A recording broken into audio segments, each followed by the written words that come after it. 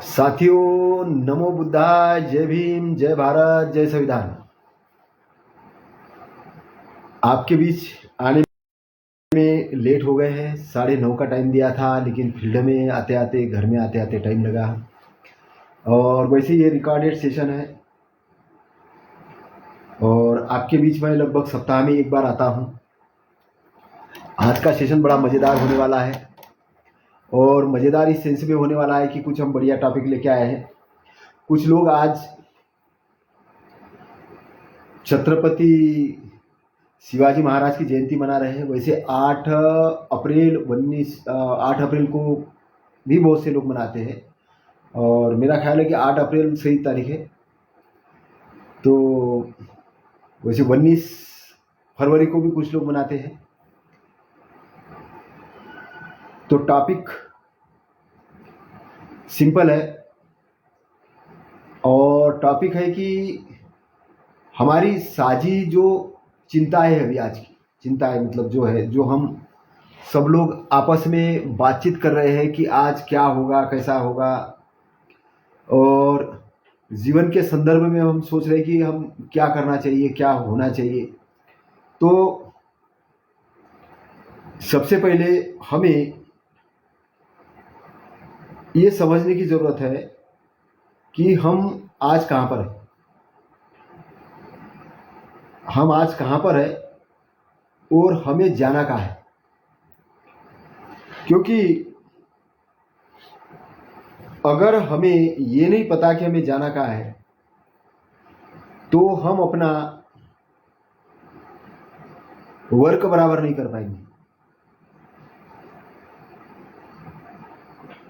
क्योंकि हमें जो चुनाव करना है वो चुनाव कुछ भी नहीं करना है, सही चुनाव करना है।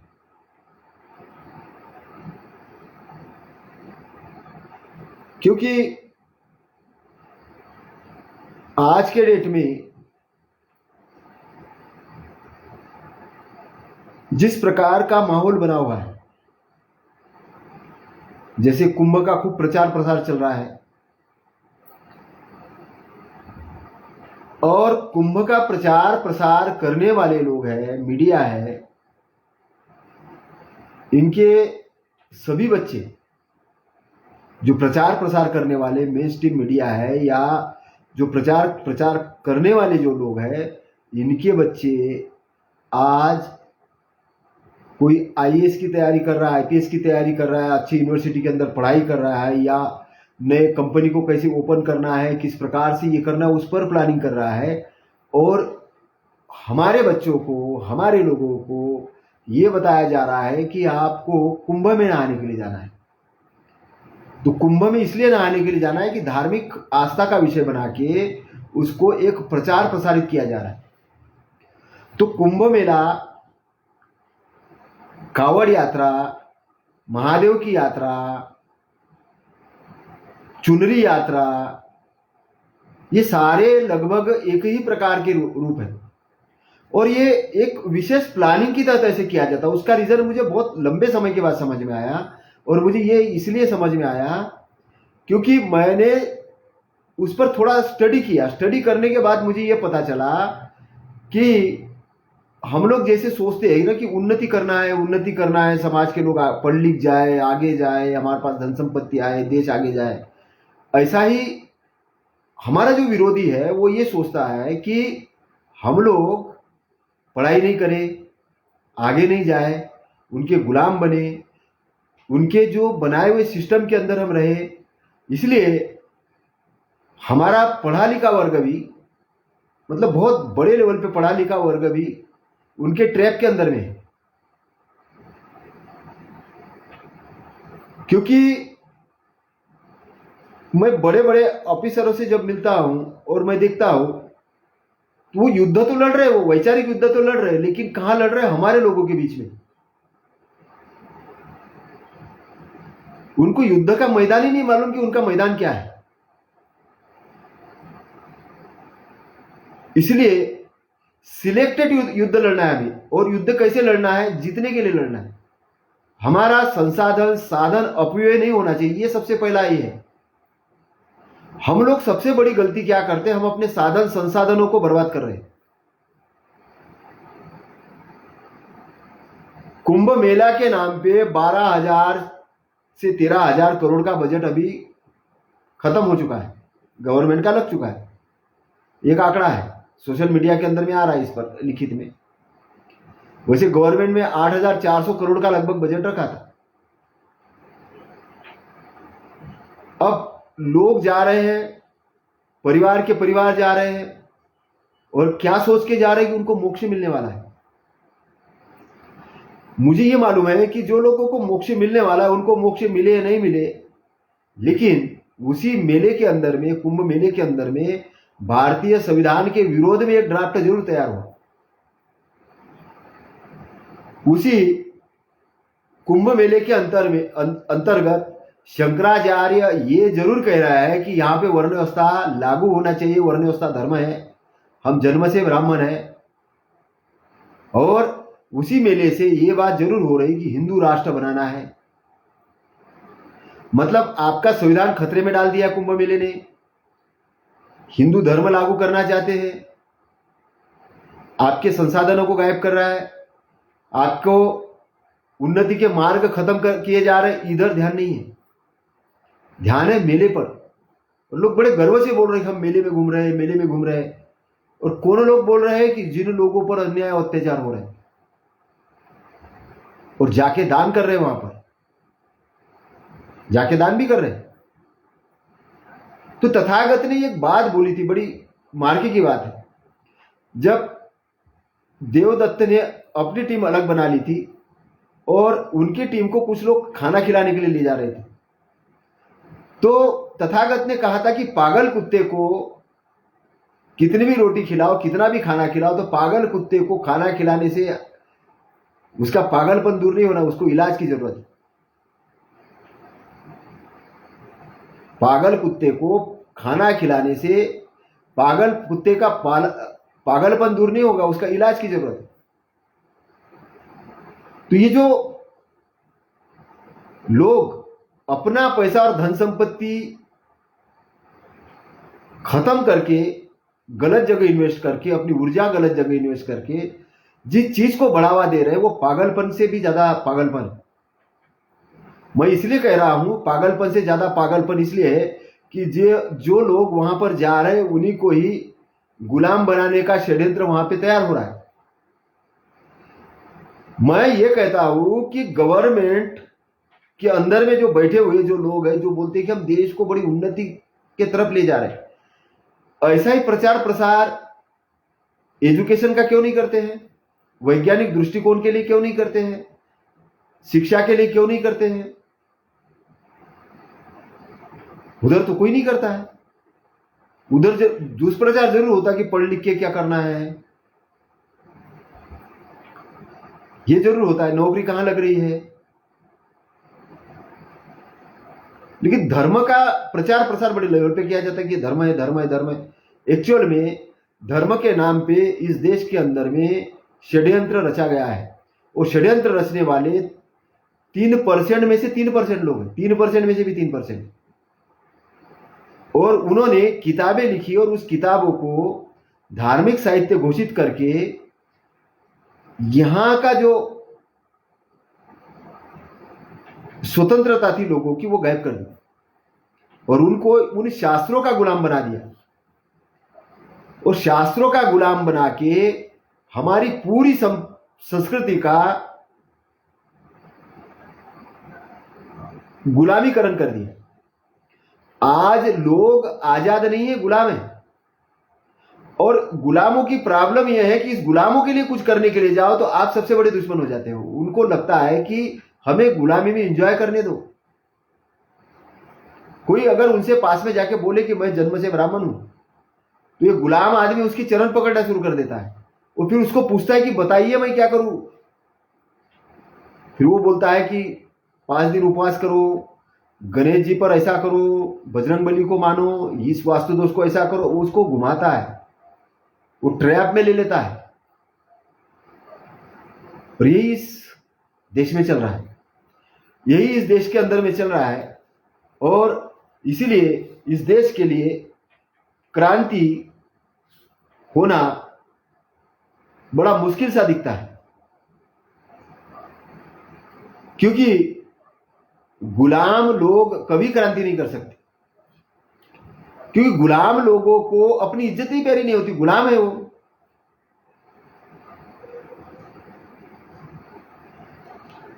गुलाम आदमी का मन और मस्तिष्क सेल्फ डिसीजन लेने के तैयार नहीं होता है। गुलाम आदमी कोई प्लानिंग नहीं करता, वो किसी और के प्लानिंग के साथ काम करता है। एक लड़की जैसे खड़े होकर सोशल मीडिया में बोल रही थी कि ये हिंदू नाम की हमारी इतनी भीड़ जा रही है, ये भीड़ जैसे ही अगर मुड़ जाए तो क्या कर सकती है। बिल्कुल सही कह रही थी वो, भीड़ तैयार कर ली उन्होंने, और ये भीड़ खतरनाक भीड़ होती है, सिंपल भीड़ नहीं होती, खतरनाक भीड़ होती, क्योंकि 6 दिसंबर के दंगों के अंदर देखा है हमने इस भीड़ को। इसका इस्तेमाल किया जाता धार्मिक उन्माद के रूप में। तो इसलिए बाबा साहब ने कहा था कि वैज्ञानिक रूप से स्कूल सिस्टम, धार्मिक सारी चीज होनी चाहिए, वैज्ञानिक रूप से होना चाहिए। इसलिए आर्टिकल नंबर 13, स्टार्टिंग में आर्टिकल नंबर 13 डाला और उसमें बोला कि फंडामेंटल राइट्स को खत्म करने वाली, कम करने वाली, नष्ट करने वाली कोई भी विधि ना संसद बनाएगी, ना विधानसभा बनाएगी, ना ऐसा कानून बना के लागू किया जाएगा। लेकिन आज हो रहा है। धर्म के नाम पे अंधविश्वास वाले शास्त्र परोसे जा रहे हैं और आपके मौलिक जो फंडामेंटल राइट है उसको खत्म किया जा रहा है। और इसलिए ये सारा उसका जो हो रहा है फील्ड के अंदर में, इसलिए चोर आदमी स्वतंत्र रूप से घूम रहा है। वो समझता है कि कहीं मैं कब्जा कर लूं, जमीन पे कब्जा कर लूं, मकान पे कब्जा कर लूं। तो जैसे बैंकिंग सेक्टर में अगर बैठेंगे वो टॉप पोस्ट पे, तो बैंक के अंदर चुनाव लगा रहे हैं, संसद में बैठेंगे तो संसद में चुनाव लगा रहे हैं, सोशल इसमें बैठ रहे तो सोशल में चुनाव लगा रहे, और धार्मिक में बैठ रहे तो धार्मिक में चुनाव लगा रहे। सारा लोग लगे हैं लूटने के लिए। उनको लगता है कि लूटना ही एक ऐसा मार्ग है कि लूटने से आदमी अमीर हो जाता है, बस। एक नंबर में बहुत बड़े बड़े मंदिर ओपन हो गए। मंदिर के अंदर में जितना भी काला धन है वो आप डालो, वो व्हाइट हो जाता है। कोई उसको ईडी, सीबीआई कोई उसको ट्रैप नहीं कर सकता। और वहां से पैसा चुनाव के लिए जाता है, वहीं से पैसा आतंकवादी घटनाओं के लिए जाता है, वहीं से पैसा आरक्षण समाप्त करने के लिए जाता है, वहीं से पैसा गलत चीजों के लिए जाता है। उसी में जाके आप दान कर रहे हो और आप ट्रैप में हो। ट्रैप के अंदर में ऐसे हो कि आपको यह बताया जाता है कि यहां दान करने से तुम्हारी मुक्ति होगी। तो ये धार्मिक जो उन्माद तैयार किया गया है, ये एक षड्यंत्र के तहत किया गया है। इसके पीछे बहुत बड़ी प्लानिंग है। और सबसे बड़ी चीज है कि ये जो हमारा युवा वर्ग है उसके कंट्रोल में जा रहा है। मैं अभी बड़ा वो बिहार का एक वाकया पढ़ रहा था। कई बार उसको मैंने देखा, और वो गाना चल रहा है, लड़का डांस कर रहा है और आता है और लड़की के मांग में सिंदूर डाल देता है। सिंदूर डालने के बाद में लड़की शर्माती है, उसके ऊपर टॉवेल वो ओढ़ देता है। और उसके बाद दूसरे तीसरे दिन खबर आती है कि वो लड़का गायब हो गया। फिर वहां से एक और खबर आती है कि लड़की सोनी है, लड़का यादव है। इंटरकास्ट मैरिज कैसे होगा? फिर वो लड़की को बोल रही है नचनिया है। उस लड़की को नचनिया बनाया किसने? वो तो कला प्रदर्शन कर रही है। वो लड़का अगर वहां जाके शादी रचा रहा है, अब वहां की बिहार सरकार को उसको प्रोटेक्शन करना चाहिए कि तुमने अगर मांग भरने की अगर औकात दिखाई है तो तुमने क्या लड़कियों को क्या बेइज्जत करने की कोशिश की है? वो रो रही है अभी, उसको बोल रही कि भाई मामला निपटाओ, 4 लाख रुपए दे रहे, वो बोल रहे मैं 8 लाख रुपए दूंगी, काय का मामला निपटाना है।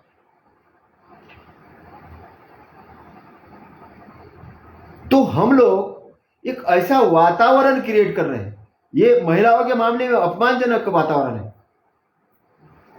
इज्जत के साथ उस लड़की को घर ले जाओ। और मैं सोशल मीडिया के माध्यम से बिहार के अंदर में हमारी जो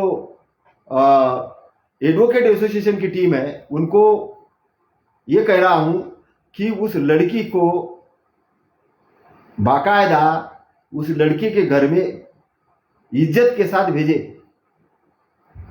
और ये लड़के वाले अगर उसको एक्सेप्ट करने के लिए अगर तैयार नहीं होते हैं तो उनके ऊपर धारा लगा के उनको कटघरे में खड़ा करें।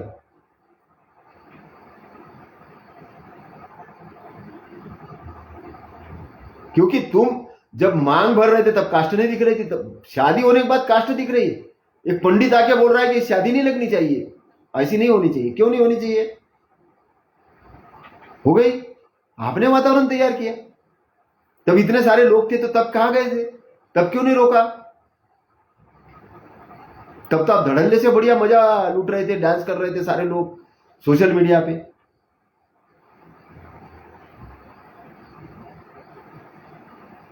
तो युवा भ्रमित है, गुमराह है, उसको समझ में नहीं आ रहा कि क्या किया जाए। वो मनोरंजन करने में व्यस्त है, वो कांवड़ यात्रा में जाने में व्यस्त है, कुंभ मेले में जाने के व्यस्त है।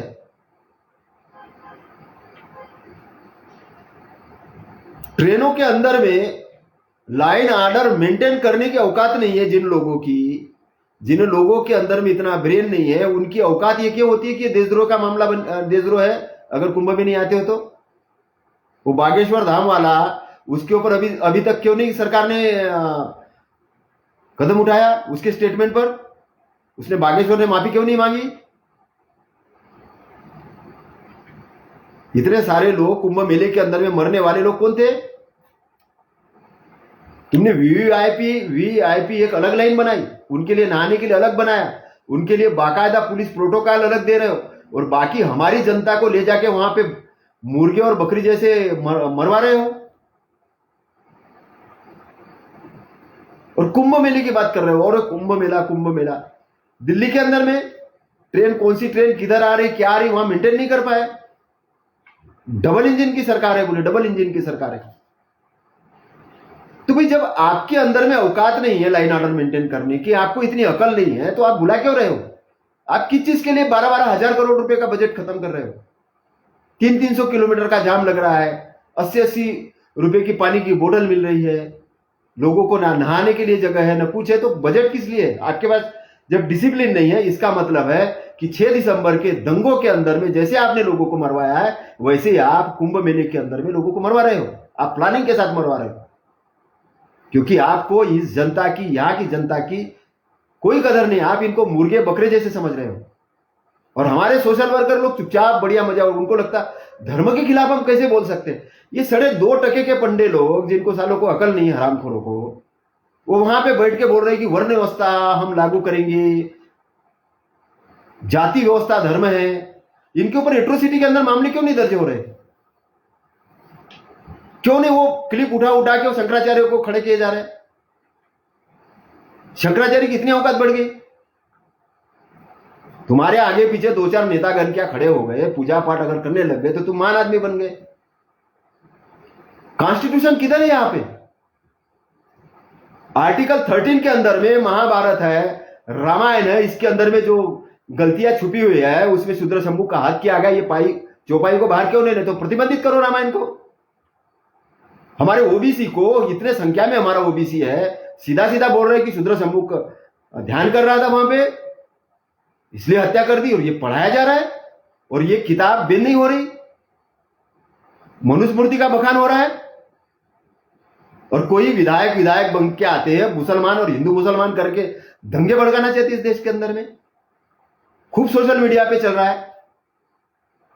तो भाई मैं ये बोलना चाहता हूं कि आपको और अंग्रेजों को बुलाना है कि इस देश के अंदर में?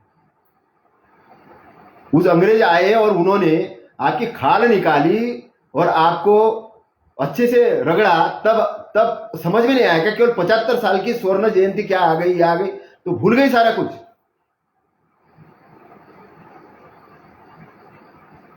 मैं ये कह रहा हूं कि प्रधानमंत्री, यहाँ के मुख्यमंत्री है, जुडिशियरी है, ये जुडिशियरी के अंदर में बोलने वाले जो चंद्रचूड़ अभी बोल रहे थे कि हमें धार्मिक हो, हम नास्तिक आस्तिक, अरे भाई साहब तुम नास्तिक हो आस्तिक उससे क्या लेना देना। तुम अगर वहां पे जज बने हो कॉन्स्टिट्यूशन के तहत, कॉन्स्टिट्यूशन की शपथ लिए, तो कॉन्स्टिट्यूशन के गाइडलाइंस के अंदर में अपनी डिसीजन दो। तुम कौन से धर्म के हो, क्या हो, खत्म। तुम वहां पे जब जिस पोस्ट पे अगर प्रधानमंत्री बैठ गए, प्रधानमंत्री के पोस्ट पे, तुम हिंदू हो मुस्लिम हो, खत्म। वहां पे तुम देश के प्रधानमंत्री हो, पूरे जनता के प्रधानमंत्री हो। अगर मुख्यमंत्री बना है तो उस प्रदेश का मुख्यमंत्री है, वो किसी कास्ट वास्ट का नहीं होता है, वो पूरी जनता का होता है। उसको लाइन ऑर्डर मेंटेन करना है, वो पूरी जनता को देखभाल करने के लिए बना है। वहां शपथ संविधान की लेता है, चुनाव होने तक पार्टी है। चुनाव जैसे अगर इतना दम है तुमको कि ऐसा लगता है कि मैं पार्टी का, तो अपने नाम के आगे भारत का प्रधानमंत्री लिखने के बजाय ये लिखो भारतीय जनता पार्टी का प्रधानमंत्री लिखो, भारतीय जनता पार्टी का मुख्यमंत्री लिखो, अपने बोर्ड पे खत्म करो। कांग्रेस का मुख्यमंत्री लिखो। फिर क्यों लिखते हो मध्य प्रदेश शासन का, छत्तीसगढ़ शासन का? आप शासन के आदमी हो, तो नेताओं को भी ट्रेनिंग की जरूरत है। और हम लोग डिमांड नहीं करते उनके साथ में, उनको ये समझते पार्टी का है, हमारी पार्टी जब सत्ता में आएगी ना तब हम कोई डिमांड करेंगे। तो बाबा साहब ने अगर ऐसे ही सोचा होता तो आपको तो कुछ भी नहीं मिलता, 54 रुपए भी नहीं मिलते आपको, तो पानी भी नहीं मिलता अभी पीने के लिए। जो गंगा में नहाना और उधर कुंभ में नहाने के ऐसे बैंड बाजा कर करके जा रहे हैं ना, वहां पे कुछ नहीं होता।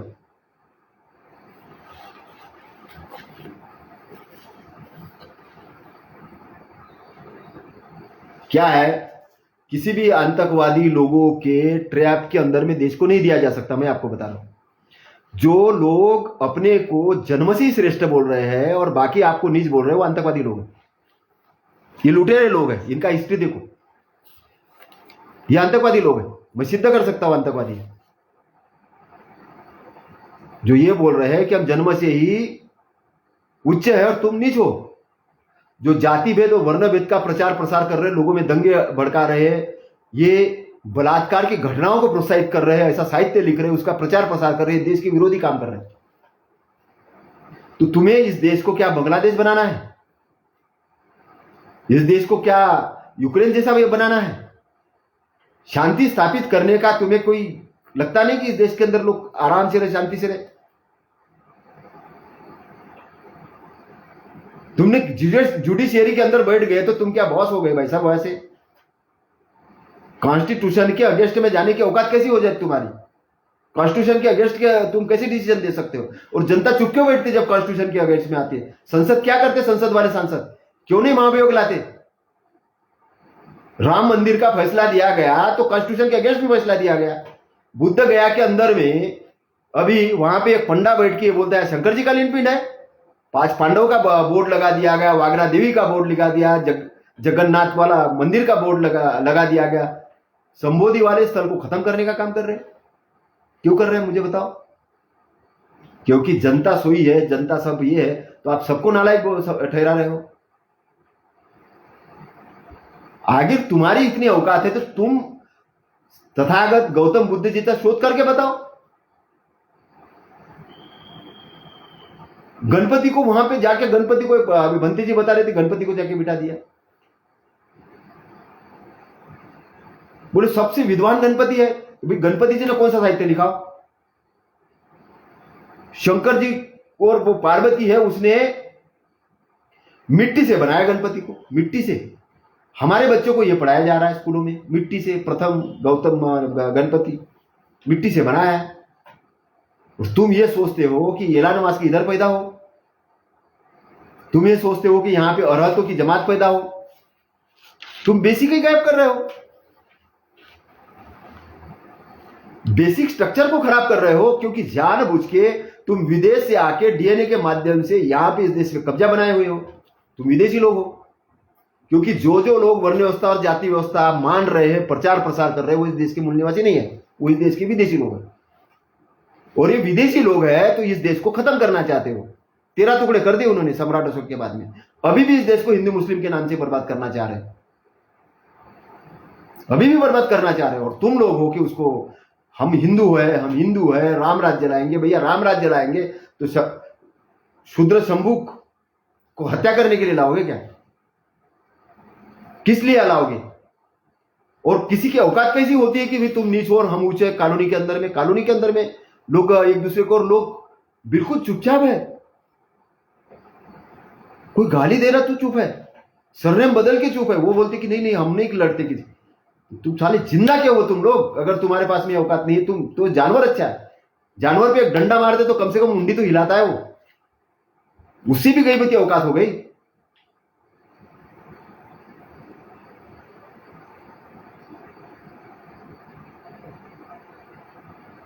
गुलाम पैदा हुए थे, गुलाम ही मरोगे तुम।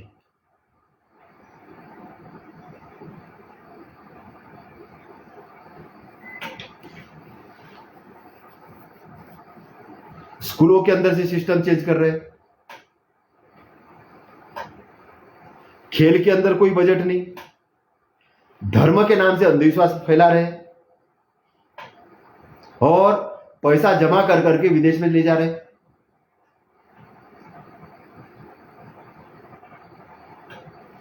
लोग डरे हुए हैं और डरे के कारण भ्रष्टाचार कर रहे हैं, और इसलिए हड़पने के चक्कर में आ गए। देश के अंदर में इतना सारा कर्जा ले लिया, कोई अंदाज नहीं, और बड़े गर्व से बोल रहे हैं कि हमने 80 करोड़ जनता को हम लोग 10 किलो आटा चावल दे रहे हैं। मतलब जानवर है 80 करोड़ जनता जिनको आप खाना खिला रहे हो केवल पेट भरने का। उसके अलावा मैं जवाब पूछना चाह रहा हूं, इंसान और जानवर में क्या फर्क है?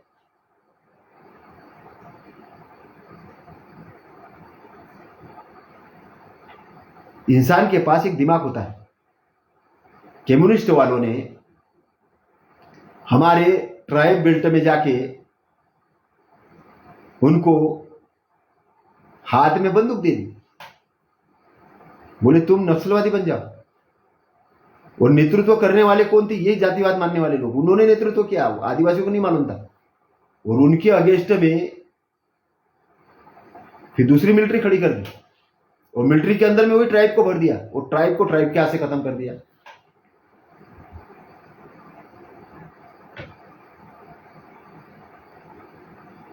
ऐसे तुम राम के नाम पे, श्री राम के नाम पे मुसलमानों और हिंदू का झगड़ा लगाना चाहते हो। और वो इधर का जो कन्वर्ट हुआ था, जिसके साथ अनटचेबिलिटी हुई थी, वही मुसलमान बना हुआ। वो मुसलमान, इधर का हिंदू ओबीसी, ये दोनों ही भाई भाई है, उसके साथ आपस में दंगा लगाने में लगे हो और एनिमी घोषित कर रहे हो। एनिमी तो असली वो है कि जिसने वर्ण व्यवस्था जाति व्यवस्था बनाई,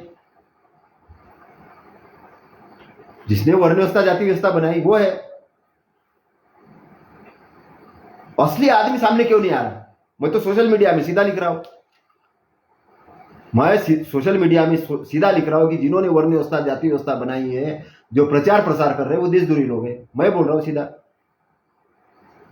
मेरे वाक्य को कोई जवाब ही नहीं देता। वो आता है, ओबीसी का आदमी आता है, वो सामने आता है, ये बोलता है कि धर्म के विरोधी है।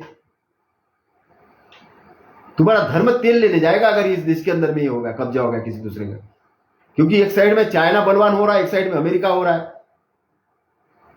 और तुमने यहां के माहौल क्या क्रिएट किया, आप लोगों को समझ में नहीं आ रहा है। 50-50 लाख रुपए देके, एक 50-50 लाख रुपए देके अमेरिका के अंदर में रहने के लिए जा रहे हो कि भाई वहां की नागरिकता मिल जाए, वहां की नागरिकता मिल जाए। कैसे मिल जाए?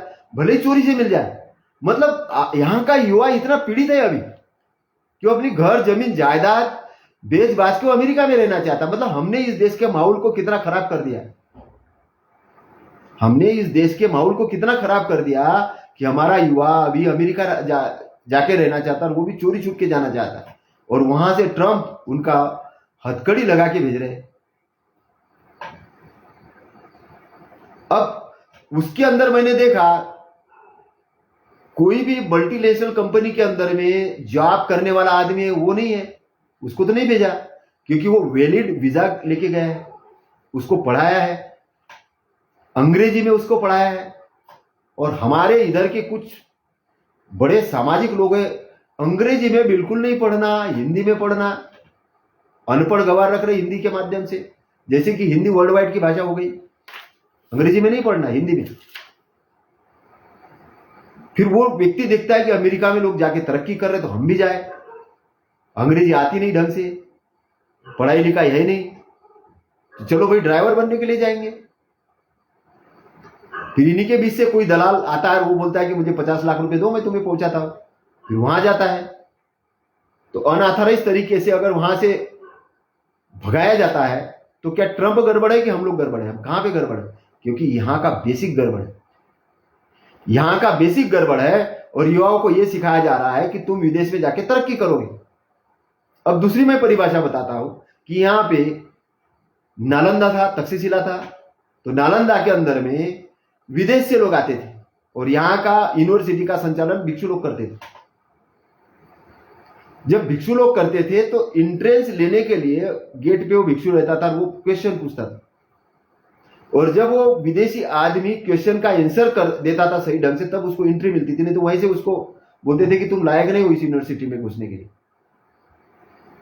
उस विज्ञानवादी, उस जानकारीवादी, उस ज्ञानवादी देश को हमने किस कचरे के डब्बे में डाल के रखा है?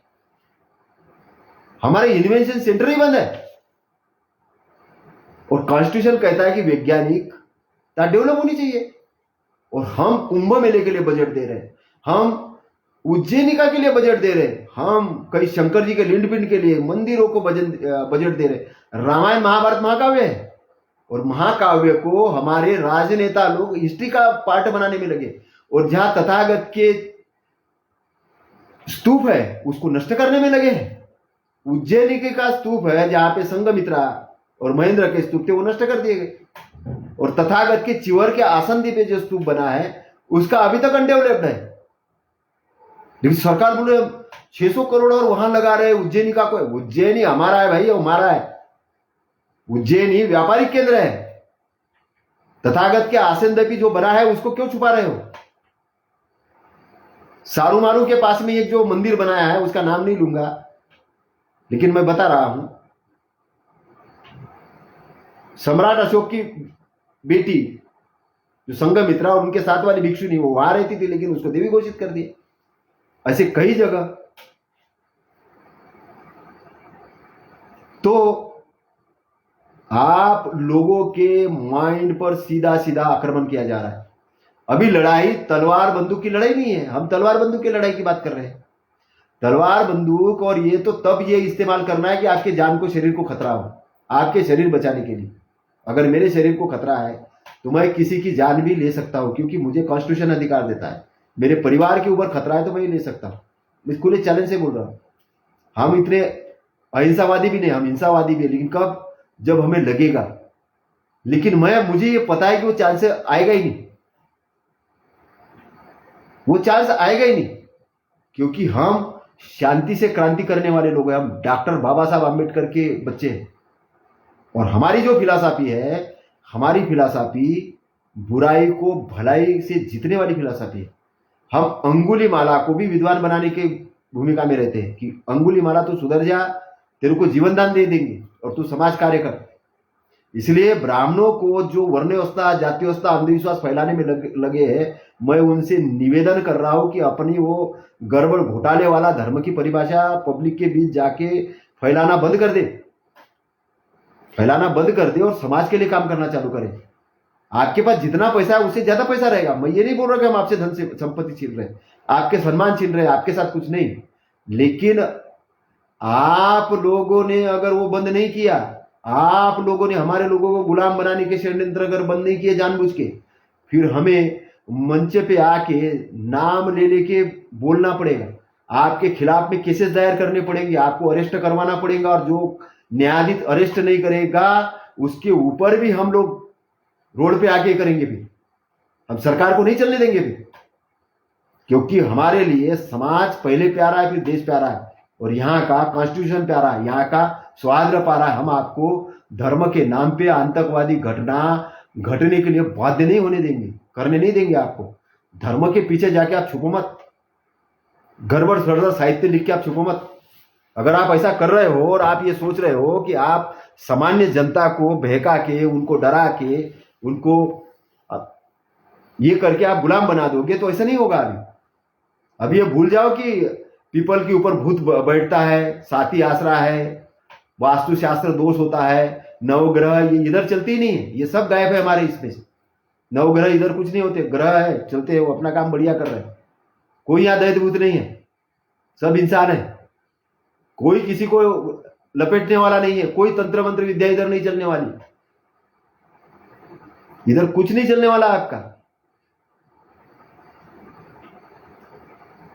मरे हुए मुर्दों को हम नहीं डरने वाले।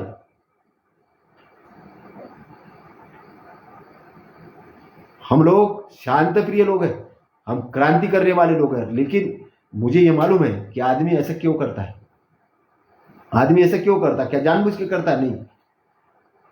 हमने अगर ब्राह्मणों को गाली देके उनके दोष निकाल के अगर इतिश्री कर ली कि हमने बहुत बड़ा काम कर लिया, तो नहीं, गलत है। हमारे आंदोलन अभी बाबा साहब जाने के बाद ऐसे ही चल रहे हैं। बाबा साहब ने बोला था कि ये जो धम्म है इसके अंदर में सबसे आखिरी में ब्राह्मण आएगा, बाकी आपको काम करना पड़ेगा। हमने वो काम नहीं किया। अभी लोगों को बहुत अच्छा लगा होगा कि मैं ब्राह्मणों के विरोध में बोल रहा हूँ, उनकी गलतियां निकाल रहा हूँ, बहुत खुश हो गए होंगे आप लोग। वाह वाह, अनिल गुलाट बहुत खतरनाक आदमी, बहुत अच्छा बोलता है। बाबा साहब कहते हैं कि जुल्म करने वाले से सहन करने वाला ज्यादा गुनहगार होता है। आप लोगों को खुद को ही गुलामी अच्छी लगती है। आप लोगों ने 6700 ब्राह्मणों ने जातियां बनाई और आप उसको समाज बना रहे हो, और समाज बना के उसके राष्ट्रीय अध्यक्ष बन रहे हो। मेहरा समाज राष्ट्रीय अध्यक्ष, कोली का राष्ट्रीय अध्यक्ष, तेली का राष्ट्रीय अध्यक्ष, काची का राष्ट्रीय अध्यक्ष, कुर्मी का राष्ट्रीय अध्यक्ष, आप महासभाएं बना रहे हो। मैं बोल रहा हूं 6743 जातियों के आप समाज बना दोगे और जातियां और पुख्ता हो जाएगी, तो ब्राह्मणों को आने की जरूरत ही नहीं आपका कल्याण करने के लिए, आपको गुलाम बना के लिए आप खुद ही गुलाम बना दोगे।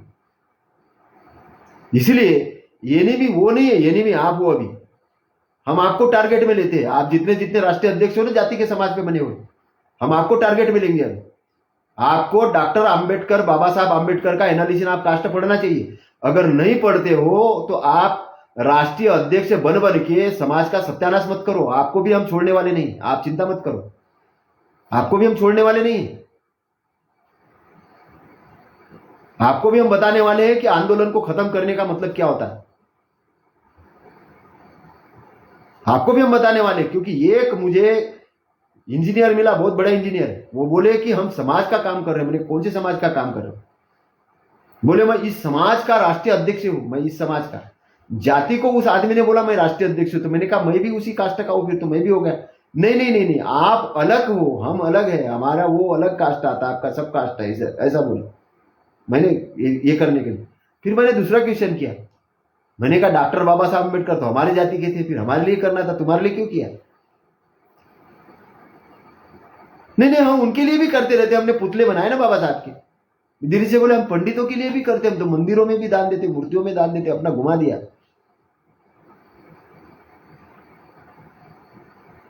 तो जो लोग जाति को समाज बनाने का काम कर रहे हैं वो समाज के विरोधी लोग हैं। ये पढ़े लिखे गवार नंबर 1 है, 1 नंबर के गवार, मैं उसको 2 नंबर नहीं बोला, 1 नंबर के गवार। और इन गवारों ने इस समाज का, इस देश का जो रिजर्वेशन था, जो रिप्रेजेंटेशन था, उसको खत्म करने का प्लानिंग कर दिया।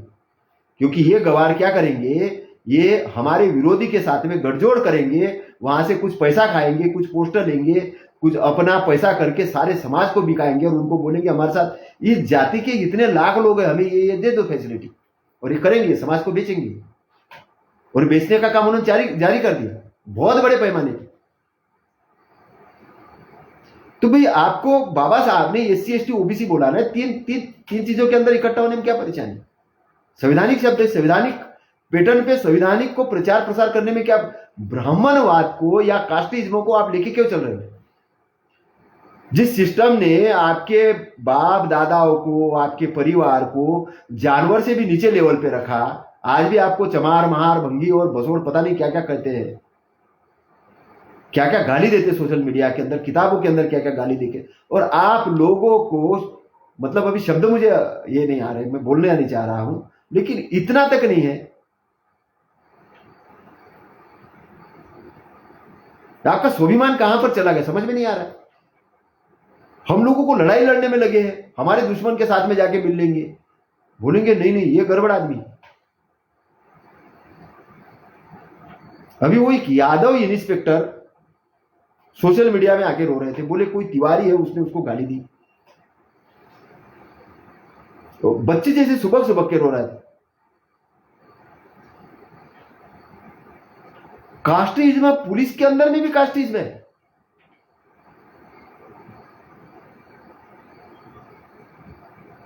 हमारा लाइन ऑर्डर किधर चला जाता है? हमारे प्रधानमंत्री क्या करते हैं? भाई आप केडर रखो।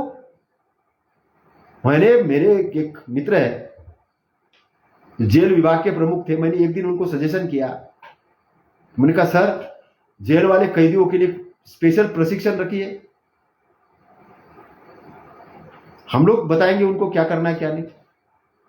हमने 10-15 मिनट डिस्कशन किया, बोले नहीं नहीं वो अपराध करने के लिए प्रवृत्त है वो। अब मामला गंभीर इसलिए हो रहा है, मैं आपको बताना चाहता हूं कि कोई भी आदमी उस सिस्टम के अंदर में जाता है, पहली चीज अपन कुछ बड़ा करना चाहते हैं, वो बड़े करने चाहते तो इसी समाज के लोगों को ले लेते हैं, उसी समाज के हमारे आदमी को ट्रैप कर लेते वो, और उसके माध्यम से हमारे बीच में आके हमारे संगठनों को तोड़ते हैं, और आपको भी उसमें फंसा देते हैं। तो 60-70% जो लोग जेलों में है या जिनके ऊपर मुकदमे दायर हुए, या मान के चलो कि जिनके ऊपर लोग अपराधी समझ रहे, वो अपराधी नहीं है, उनको तो अपराधी के ट्रैप में डाल दिया गया। और किसने डाला? उनके ही रिश्तेदारों ने, उनके ही दोस्तों ने, उनके ही चाहने वाले, उन्हीं संगठनों के लोगों ने। और इसमें किसकी गलती है? इसमें गलती उस विचारधारा की गलती है जिसको हम लोग धर्म कह के पूज रहे हैं। जिसको हम धर्म करके पूज रहे हैं। बाबा साहब ने कहा था धर्म नहीं है, गुलामी का एक षड्यंत्र है। क्योंकि वो विचारधारा ऐसा सिखाती है कि कोई किसी का नहीं होता है, अपना अपना सब करो। मतलब वो पहली विचारधारा क्या कहती है कि कोई किसी का नहीं कुछ होता, अपना अपना करो। वो बाप अपने बच्चों को बता बेटा कोई किसी का कुछ नहीं होगा, अपना अपना करो, सिखाता है बचपन से। उसको किसी को कुछ देने नहीं देता, किसी को सहयोग नहीं करने देता, उसके अंदर कोई भावना नहीं, बोलते हो अपना करो अपना करो। तो वो बच्चा अपना ही करते जाता है, खूब पैसा कमाता है, गाड़ी लेता है, बंगले लेता है। और जब वही बाप जब बूढ़ा हो जाता है उसको उठा के वृद्धाश्रम में डाल देता है। फिर वो बाप बोलता है मैंने तेरे लिए इतना कुछ किया, तू मेरे को वृद्धाश्रम भेज रहा है, तू खाना खाने के लिए नहीं दे रहा है, तू मेरा अपमान कर रहा है। अब उस गधे बाप को मैं ये बोल रहा हूं कि तुमने अपने बच्चों को क्या सिखाया? तुमने तो बोला था कि तुमको वृद्धाश्रम में डाले, किसी को कुछ, कोई नहीं किसी का होता है। उसके दिमाग में तो प्रोग्राम डाला कोई किसी का नहीं होता है। और कोई किसी का नहीं होने के चक्कर में हमारा संगठन ही नहीं बन रहा है। हम नहीं तो सेंट्रल के अंदर में होते हैं, मैं सही बोल रहा हूं। हमारे अभी प्रधानमंत्री होता है बाबा साहब के और इनके संविधान की विचारधारा वाले, हम सेंट्रल के अंदर क्यों नहीं है? हम राज्यों के अंदर में क्यों बलशाली नहीं बन रहे?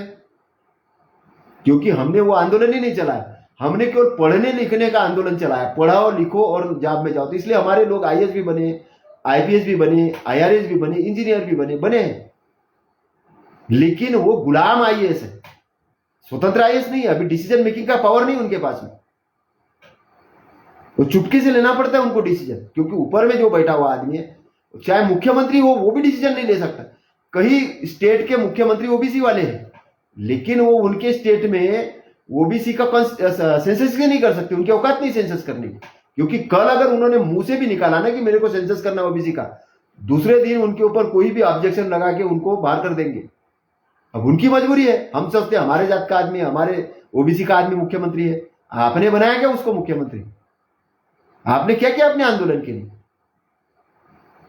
आपने अपने आंदोलन की कौन सी तैयारी कर रहे हो? मस्त सोए है बिल्कुल। एक ने बंगला बना लिया, 2-4 कारें ले ली, बैंक के अंदर में 2-4 करोड़ रुपए डाल दिए। बस उनको लगता है कि अब तो सब, मैं आपको बताता हूं, 5 करोड़ का बंगला बनाओ, 10 करोड़ की गाड़ी लो, 100 एकड़ जमीन लो। अगर आपने सोशल आंदोलन नहीं चलाया ना, सब छीना जाएगा आपका। और अगर किसी को लगता है कि मैं गलत बोल रहा हूं तो मेरे से डिबेट डिस्कशन करें, ऑनलाइन बोल रहा हूं मैं ये चीज, सब छीना जाएगा। अगर सोशल आंदोलन आपने चलाया आपका सभी चीज बरकरार रहेगी, क्योंकि भीड़ को उन्मादी करके आपसे छीना जाएगा। क्योंकि लिखा है शास्त्रों के अंदर में, शूद्रों के पास में धन संपत्ति रखने का अधिकार नहीं है। अगर उसी शास्त्रों का आपने धर्म मान के उसका प्रचार प्रसार किया ना, तो आपसे छीना जाएगा। और आज छीना जा रहा है। काबिलियत होने के बाद भी टॉप लेवल के पोस्ट के अंदर में लोगों को नहीं बिठाया जा रहा है, नहीं बिठाया जा रहा है, पावर नहीं दिया जा रहा है। जो मलाईदार पोस्ट है, जहां पे हम समाज के लिए करोड़ रुपया दे सकते हैं, कुछ ये कर सकते, उनको बाबूगिरी का काम दिया जा रहा है। इसीलिए क्योंकि हम अपनी आवाज नहीं उठा रहे, हम अपनी आवाज नहीं उठा रहे, हमको लगता है कि हम कैसे आवाज उठाए। मैं तो यह समझता हूं कि 75 साल के बाद में भी अगर किसी की औकात सोशल मीडिया में आके ये बोलने की होती है कि वर्णीय अवस्था और जाति अवस्था एक धर्म है, ये धर्म है, ऐसा बोलने की औकात होती है, इसका मतलब क्या है? हमने उसकी औकात खुद ही बढ़ाई है। उसको डर नहीं है कॉन्स्टिट्यूशन का। कॉन्स्टिट्यूशन के अगेंस्ट में धार्मिक कॉन्स्टिट्यूशन तैयार कर किया जाता है और उसको बोलते हैं हम लागू करेंगे। ये देशद्रोह का मामला है। किसी ने आवाज नहीं उठा रहा, कोई टीवी चैनल नहीं बोल रहा है, कोई पेपर नहीं बोल रहा है।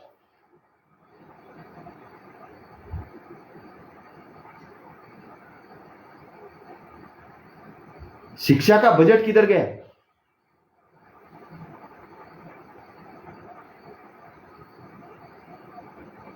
लोग बेरोजगार हो रहे हैं, उसको रोजगार दिलाने के लिए क्या प्लानिंग है? कैंसर के इतने सारे मरीज आ रहे हैं, उसको रोकने के लिए क्या प्लानिंग है? अचानक डांस कर करके बच्चे सीधे सीधे मर रहे हैं, उसके लिए क्यों हो रहा है? उसके लिए इन्वेस्टिगेशन क्यों नहीं हो रहा है? कोरोना के अंदर में कितने आपका लाइन ऑर्डर किधर चला गया था, भूल गए? सारे मंदिरों के ताले लग लग के गायब हो गए थे।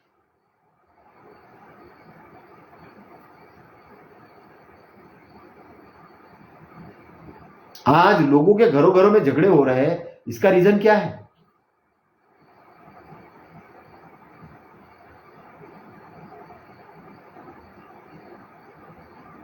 क्यों लोग इंडिया में रहना नहीं चाहते? पढ़े लिखे लोग क्यों भाग रहे हैं विदेश में?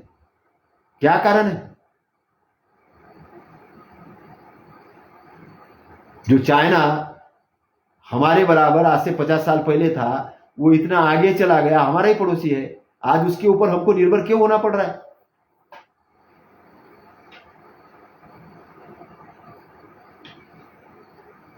अमेरिका हमें गुलाम क्यों समझ रहा है कि ये गुलाम है, छोटा सा देश है? हमारा सम्मान किधर गया? ये धर्म के नाम पे जो जातियों के टुकड़े करने वाले लोग हैं, इन्होंने देश के भी टुकड़े किए। सम्राट अशोक के बाद में 13 टुकड़े हुए इस देश के अंदर। और इस देश के अंदर में जानबूझ के बहुसंख्यक लोगों को अनपढ़ रखा गया। इस देश के अंदर में सारी की सारी महिलाओं को जानबूझ के अनपढ़ रखा गया। अभी केवल 50 साल हुए कि यहाँ पे स्कूल ओपन हुए। स्कूल ओपन करने के लिए आंदोलन करने पड़े, सावित्रीबाई फुले को, ज्योतिबा फुले को। बाबा साहब जैसे व्यक्ति का सामान बड़ौदा के अंदर से फेंका गया, इसी देश के अंदर की बात बता रहा हूं।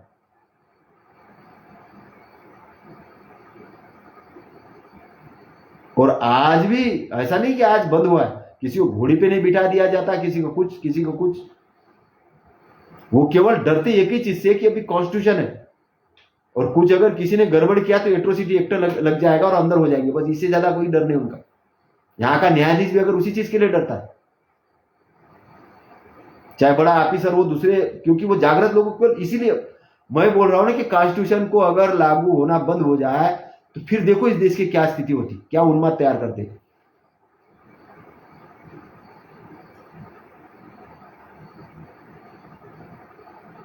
इसलिए कॉन्स्टिट्यूशन के बाद में जो सोशल आंदोलन हमें चलाना है, वो बुद्धिज्म का आंदोलन चलाना है। वो क्यों चलाना है? वो इसलिए चलाना है कि इस देश का कंट्रोलिंग हमें लेना है।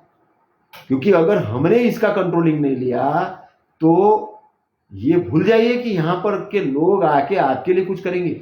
वो लेटर एंट्री के माध्यम से आईएएस बना देंगे, वो आपको ऊपर से टॉप लेवल पे जाके कंट्रोल करना शुरू करेंगे। आपको मजा ही नहीं आएगा जीने का।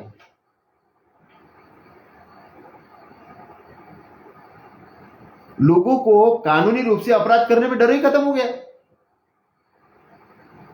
कुछ भी करने लग गए।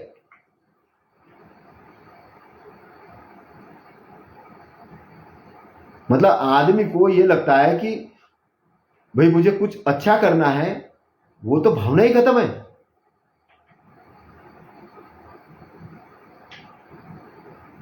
कुछ थोड़े बहुत लोगों की तरक्की करना मतलब देश तरक्की करना ऐसा नहीं है। बहुसंख्यक लोगों ने तरक्की करना चाहिए।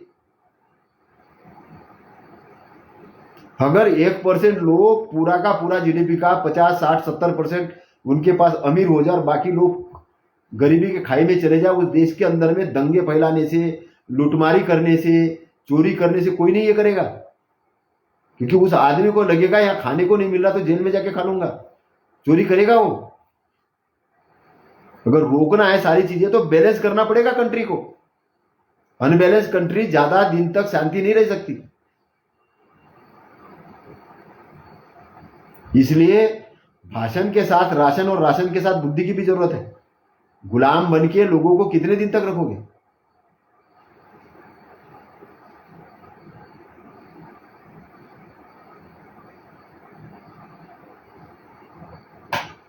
इसलिए ये देश जो है वो महापुरुषों का देश है, बड़ा क्रांतिकारी इतिहास है।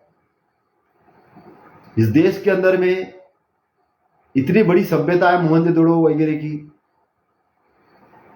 सम्राट अशोक जैसे राजा है, इतिहास से गायब करने की कोशिश की जा रही है सम्राट अशोक जैसे राजा।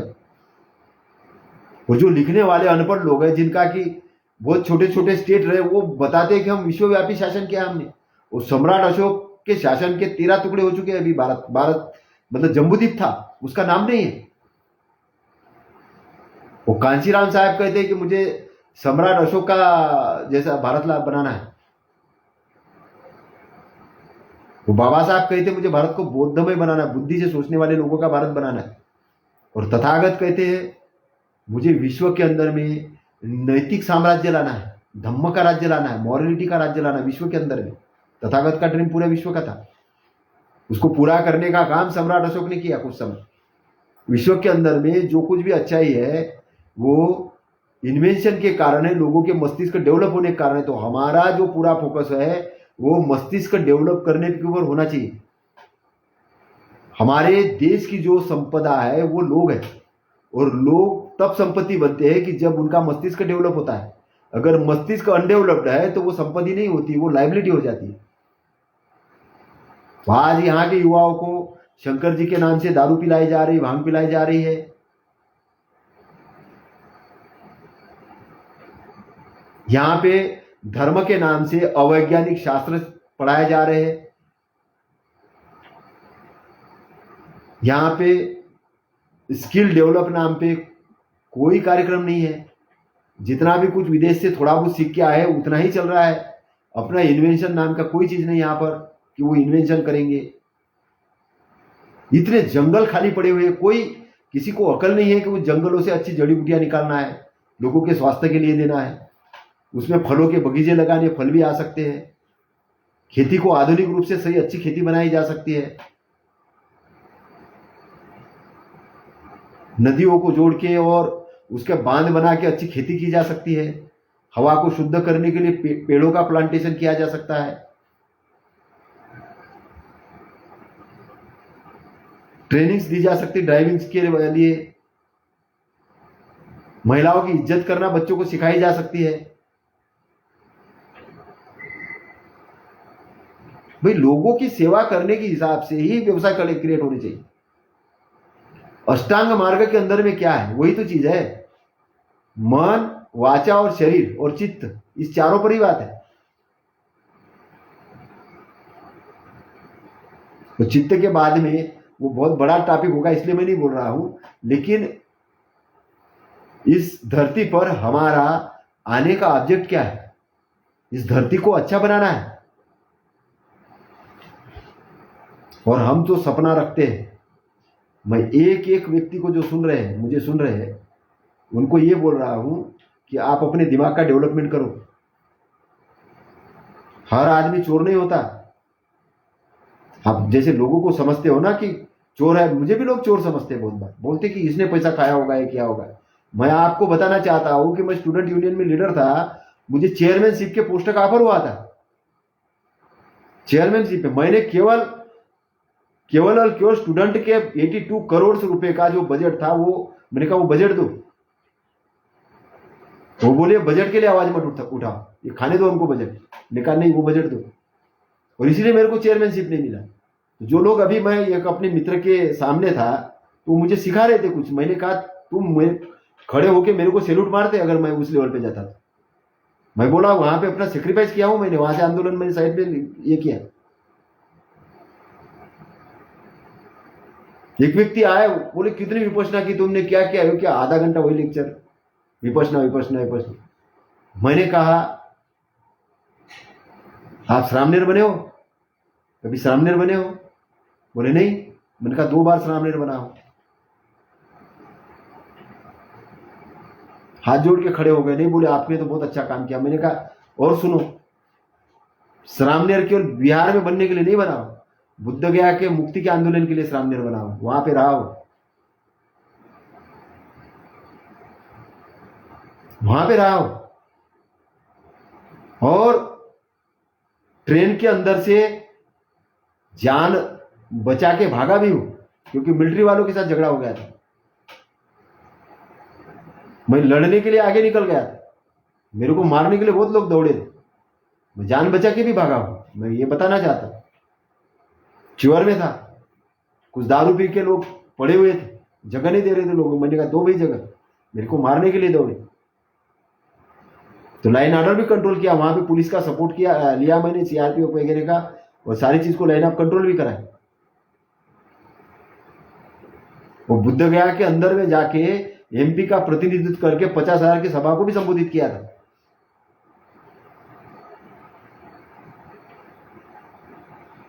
दो 2010 के अंदर में निब्बान बुक लिखी, और निब्बान पर अभी रिसर्च ही नहीं हुआ है, मुझे रिवाइज करके करना पड़ेगा, लोगों को पता ही नहीं निब्बान क्या होता है। और तथागत ने बोला कि हाईएस्ट हैप्पीनेस निब्बान है। रिसर्च उधर होना चाहिए था, क्योंकि हम इस देश को अगर जबरदस्त, मैं बोल रहा हूं ना कि यहाँ के युवाओं को, यहाँ के लोगों को 100 साल तक बगैर बीमारी के और अच्छी जिंदगी दे सकते हैं। हमने कचरा भरने का काम बहुत ज्यादा कर रहे हैं लोगों के बीच में, हम उनको अच्छा लाइफस्टाइल देने का ही सोचते नहीं है। तथागत की जो परिकल्पना थी देश निर्माण करने की, लोग ने वो कह रहे थे कि आरोग्य सबसे बड़ा धन है, उसके लिए हम काम नहीं कर रहे।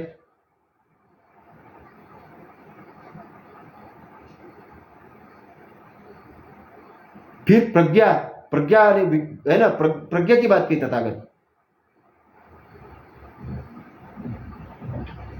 रिश्तेदारों का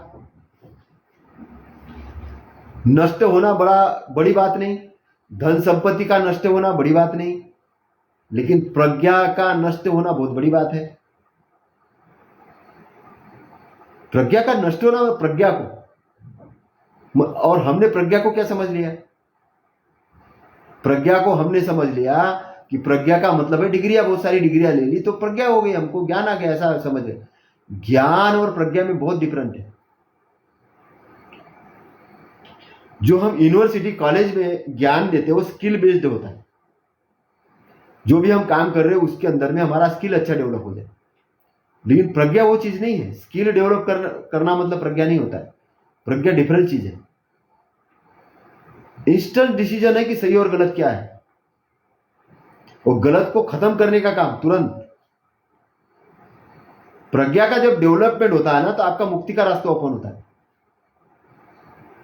और ये जो प्रज्ञा जो रहती है, ये बेसावध में नहीं रहती, सावधानी के, इसमें होश के अवस्था में रहती, इसलिए ध्यान है इसके अंदर। इसलिए अत्यधिक शराब सेवन करने की मनाही की है, जरूरत नहीं है तो पियो ही मत। क्योंकि शराब क्या करती है, शराब बेसावध करती है आदमी को, और बेसावध के अंदर प्रज्ञा ही नहीं रहती, प्रज्ञा का डेवलपमेंट नहीं होता। अपनी पत्नी या प्रेयसी को छोड़ के घूम रहे इधर से उधर बहुत सारे, तो काम वासना से प्रज्ञा डेवलप नहीं होती। बहुत सारे उसी में लगे हुए 24 घंटे, उसमें भी डेवलप नहीं होती। आप किसी की लूट के संपत्ति अपने घर में रखना चाहते हो, ये करना चाहते हो, हड़पना चाहते हो, उससे भी प्रज्ञा डेवलप नहीं होती, क्योंकि इंटरनल हैप्पीनेस गायब हो जाता है। तो बेसावध होने से प्रज्ञा डेवलप नहीं होती, ब्रेन को मादक द्रव्य देने से प्रज्ञा डेवलप नहीं होती है, वेश्यागमन से, उसी में पड़े रहने से प्रज्ञा डेवलप नहीं होती है, और अनएथिकल काम करने से भी प्रज्ञा डेवलप नहीं होती। तो प्रज्ञा डेवलप कैसे होती है? प्रज्ञा अच्छे आचरण से, अच्छे वचन से, अच्छे कर्म करने से, सावधानी पूर्वक। फिर लोग बोलेंगे कि हम तो ऐसे जीवन नहीं जी सकते, इंसान है, गलती करेगा, लेकिन अगर कोई अच्छे कार्य करते वक्त तो उसके हाथ से गलत भी हो जाए तो भी वो माफ करने योग्य है, क्योंकि उसका इंटेंशन अच्छा करना है। इंटेंशन गलत नहीं, इंटेंशन अच्छा है, उसके अंदर से हो गया गलत तो उसको माफ करने योग्य है, क्योंकि वो कुछ कर रहा है। जो आदमी आलस में पड़ा हुआ है, कुछ किया ही नहीं, तो उससे गलती तो हो ही नहीं सकती, उससे गलती तो हो ही नहीं सकती, क्योंकि वो बैठा हुआ है। इसलिए वहां पर यह कहा गया है कि चांद का एग्जाम्पल दिया गया है कि एक चांद है, चांद शीतल प्रकाश देता है, लेकिन उसके अंदर भी दाग होता है, लेकिन उस दाग को नहीं देखा जाता, क्योंकि उसकी शीतलता को, उसके जो बुरे कर्म है छोटे बड़े, वो अच्छे वाले, अच्छे बहुत अच्छे कर्म ढक जाते हैं, और वो फिर भी प्रकाशमान करता है। लेकिन इसका मतलब ये नहीं कि जानबूझ के बुरे कर्म करो, प्रोसेस है। साइकिल चलाते वक्त आप गिरोगे, प्रोसेस है, लेकिन डर के कारण छोड़ना नहीं, चलाते रहना, चलाते चलाते आ जाएगा चलाना। ऐसा ही ध्यान है, संबोधि है, संबोधि की तरफ आप जाओगे।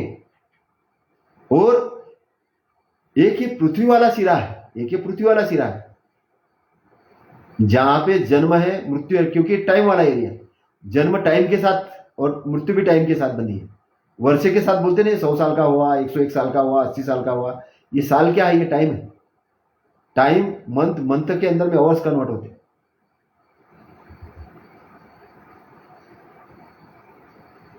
लेकिन दूसरा एग्जाम्पल, जैसे अल्बर्ट आइंस्टाइन बोलता है कि कोई प्रेयसी के साथ में बैठा हुआ, अल्बर्ट आइंस्टाइन बोलता है कि प्रेयसी के साथ में बैठा हुआ है तो उसको टाइम का पता नहीं चलता। एक तुच्छ उदाहरण है, तुच्छ मतलब घटिया लेवल का उदाहरण है, इसलिए कह रहा हूं कि प्रेमी और प्रेमिका झगड़ गए तो काय का पता चलता है, वहां पता चलता है।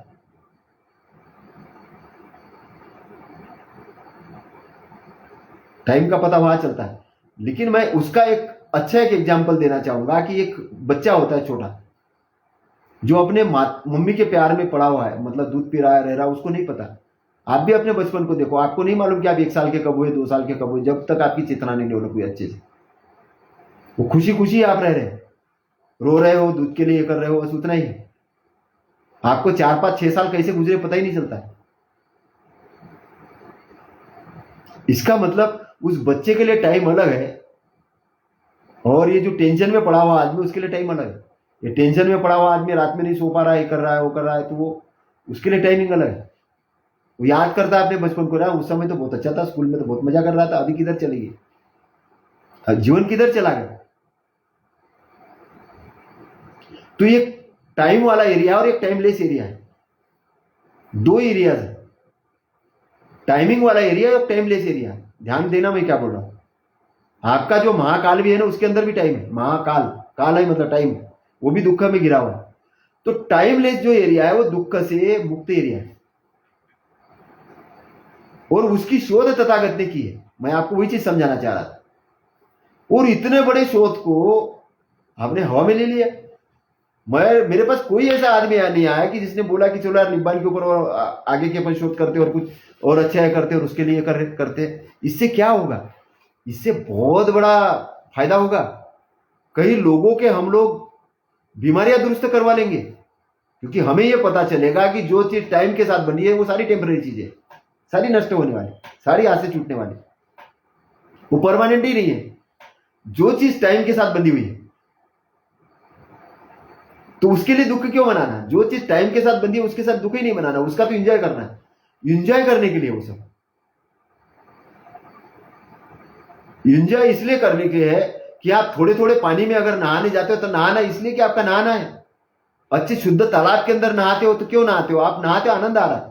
आपको आनंद लेने के लिए भी प्रैक्टिस करना पड़ेगा, क्योंकि वो परमानंद की स्थिति है। वो वाली निब्बान वाले एरिया में परमानंद की स्थिति आप संभाल नहीं पाओगे इधर से, अगर तैयार नहीं हुए तो।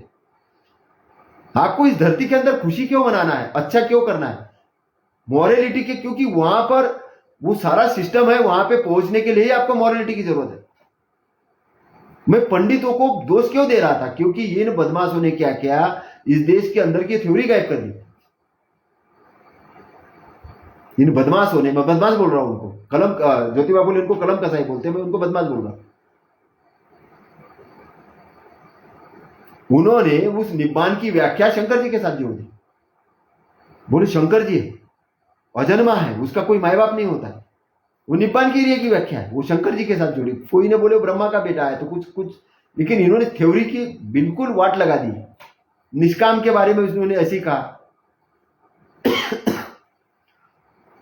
तो जो चीज बनती है वो नष्ट होती है, जो बनती है वो नष्ट होती है। इसलिए जन्म मरण के बंधन से मुक्त होने के लिए तथागत का धम्म है, बहुत बड़ी ऊंची चीज है।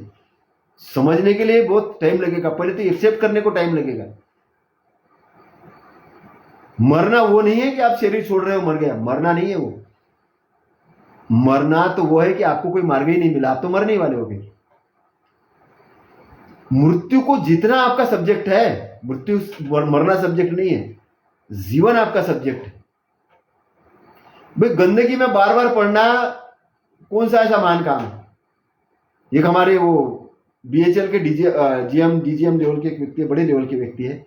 एक दिन घर में बैठे थे, बहुत परेशान। मैं गया, क्या हुआ? बोले यार मेरे को बड़ी चिंता है कि अगले जन्म में मैं कि जानवर की योनि में नहीं जाऊं। मैंने कहा ऐसा किसने बताया? बोले वो किताबों में लिखा है, विपश्यना में हमको ऐसा बताया गया है।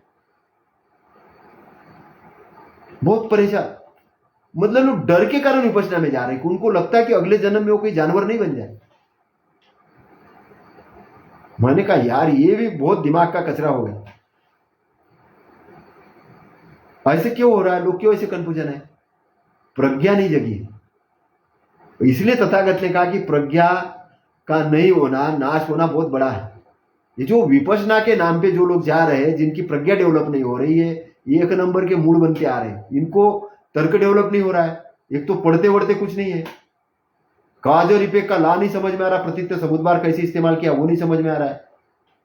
उनको लगता है हम पारमिता पूर्ण कर रहे हैं, पारमिता, एक पारमिता इस जन्म में पूरी करेंगे, अगली पारमिता अगले जन्म में, फिर 10 जन्म आएंगे, फिर हम बुद्ध बनेंगे, ऐसा। और फिर वो महायानी वाले तो दूसरी तरफ ही भाग गए। वो तो बोले जब तक आखिरी वाले व्यक्ति को मुक्त नहीं करेंगे तब तक तो वो जन्म ही लेते रहेंगे बोधिसत्व बन के।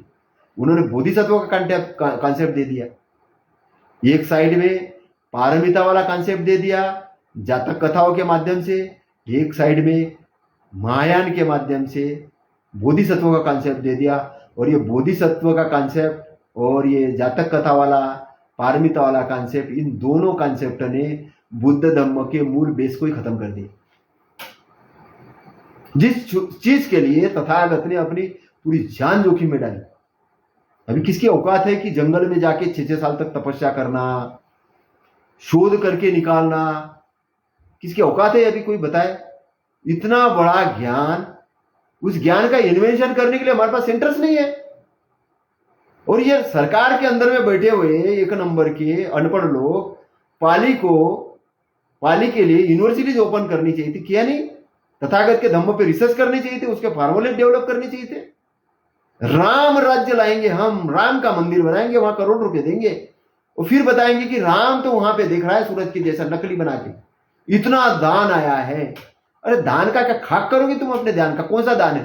तुम ही पेड़ तोड़ते हो, तुम ही उसी नोट को छापते हो और तुम ही उसको दान बोलते हो। हमने बहुत बड़ी संपत्ति, कहां से संपत्ति अर्जन? उसी पृथ्वी से सोना निकालते हो, उसी को दिखते हो, अरे हमने बहुत बड़ी संपत्ति अर्जन की। वहां से चांदी निकालते हो, वहीं से पेट्रोल निकाल रहे हो, बोलो हमने बहुत अर्जन किया। क्या अर्जन किया? सारा का सारा आपके शरीर के साथ यही रहने वाला है, यही रहने वाला है। असली संपत्ति तो आपने अर्जन ही नहीं की। असली संपत्ति तो आपने समझी ही नहीं। आप बोधिसत्व के सिद्धांत के अंदर में कहीं घुस गए, कहीं महायान में घुस गए, कहीं हीनयान में घुस गए, कहीं तंत्रयान में घुस गए, वज्रयान में घुस गए, सब लोग बोलने लगे कि मुझे सब ज्ञान है, मुझे सब ज्ञान है, मुझे सब ज्ञान है। धम्म को आपने गुरु ही नहीं बनाया, तथागत के कॉन्सेप्ट को ही नहीं समझा, वो महान बनने के लिए चले।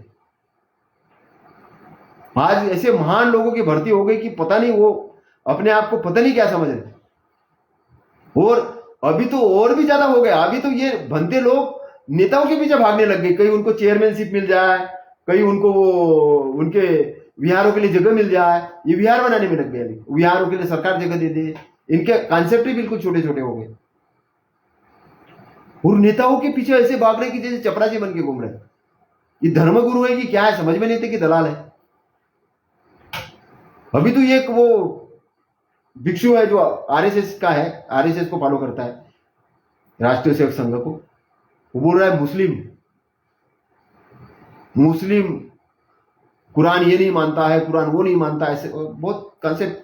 हिंदू मुस्लिम, हिंदू राम राज्य, हिंदू राज्य आएगा, हिंदू राष्ट्र बनेगा तो बौद्धों को बड़ा सम्मान मिलेगा। वो हिंदू राष्ट्र बनेगा तो बौद्धों को, मैंने कहा हिंदू राष्ट्र का मतलब वर्ण व्यवस्था का शासन आएगा तो इसको वहां पे बड़ा सम्मान मिलेगा।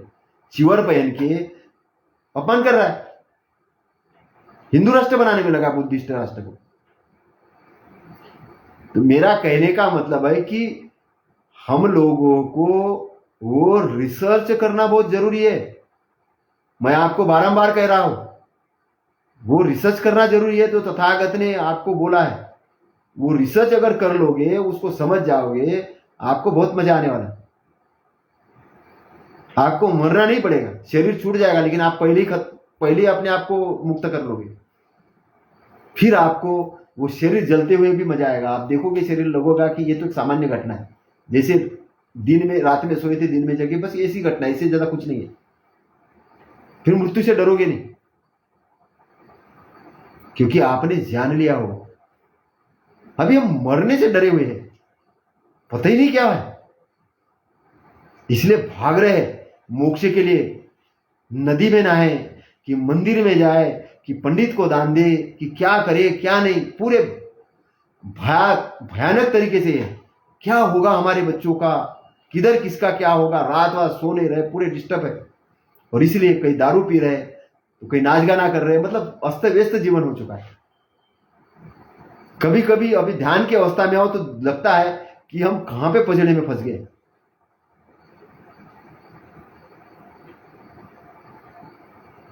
तो कबीर साहब कहते, पिवत राम रस लागी कुमारी, कुमारी लग गई राम का रस पीते हुए।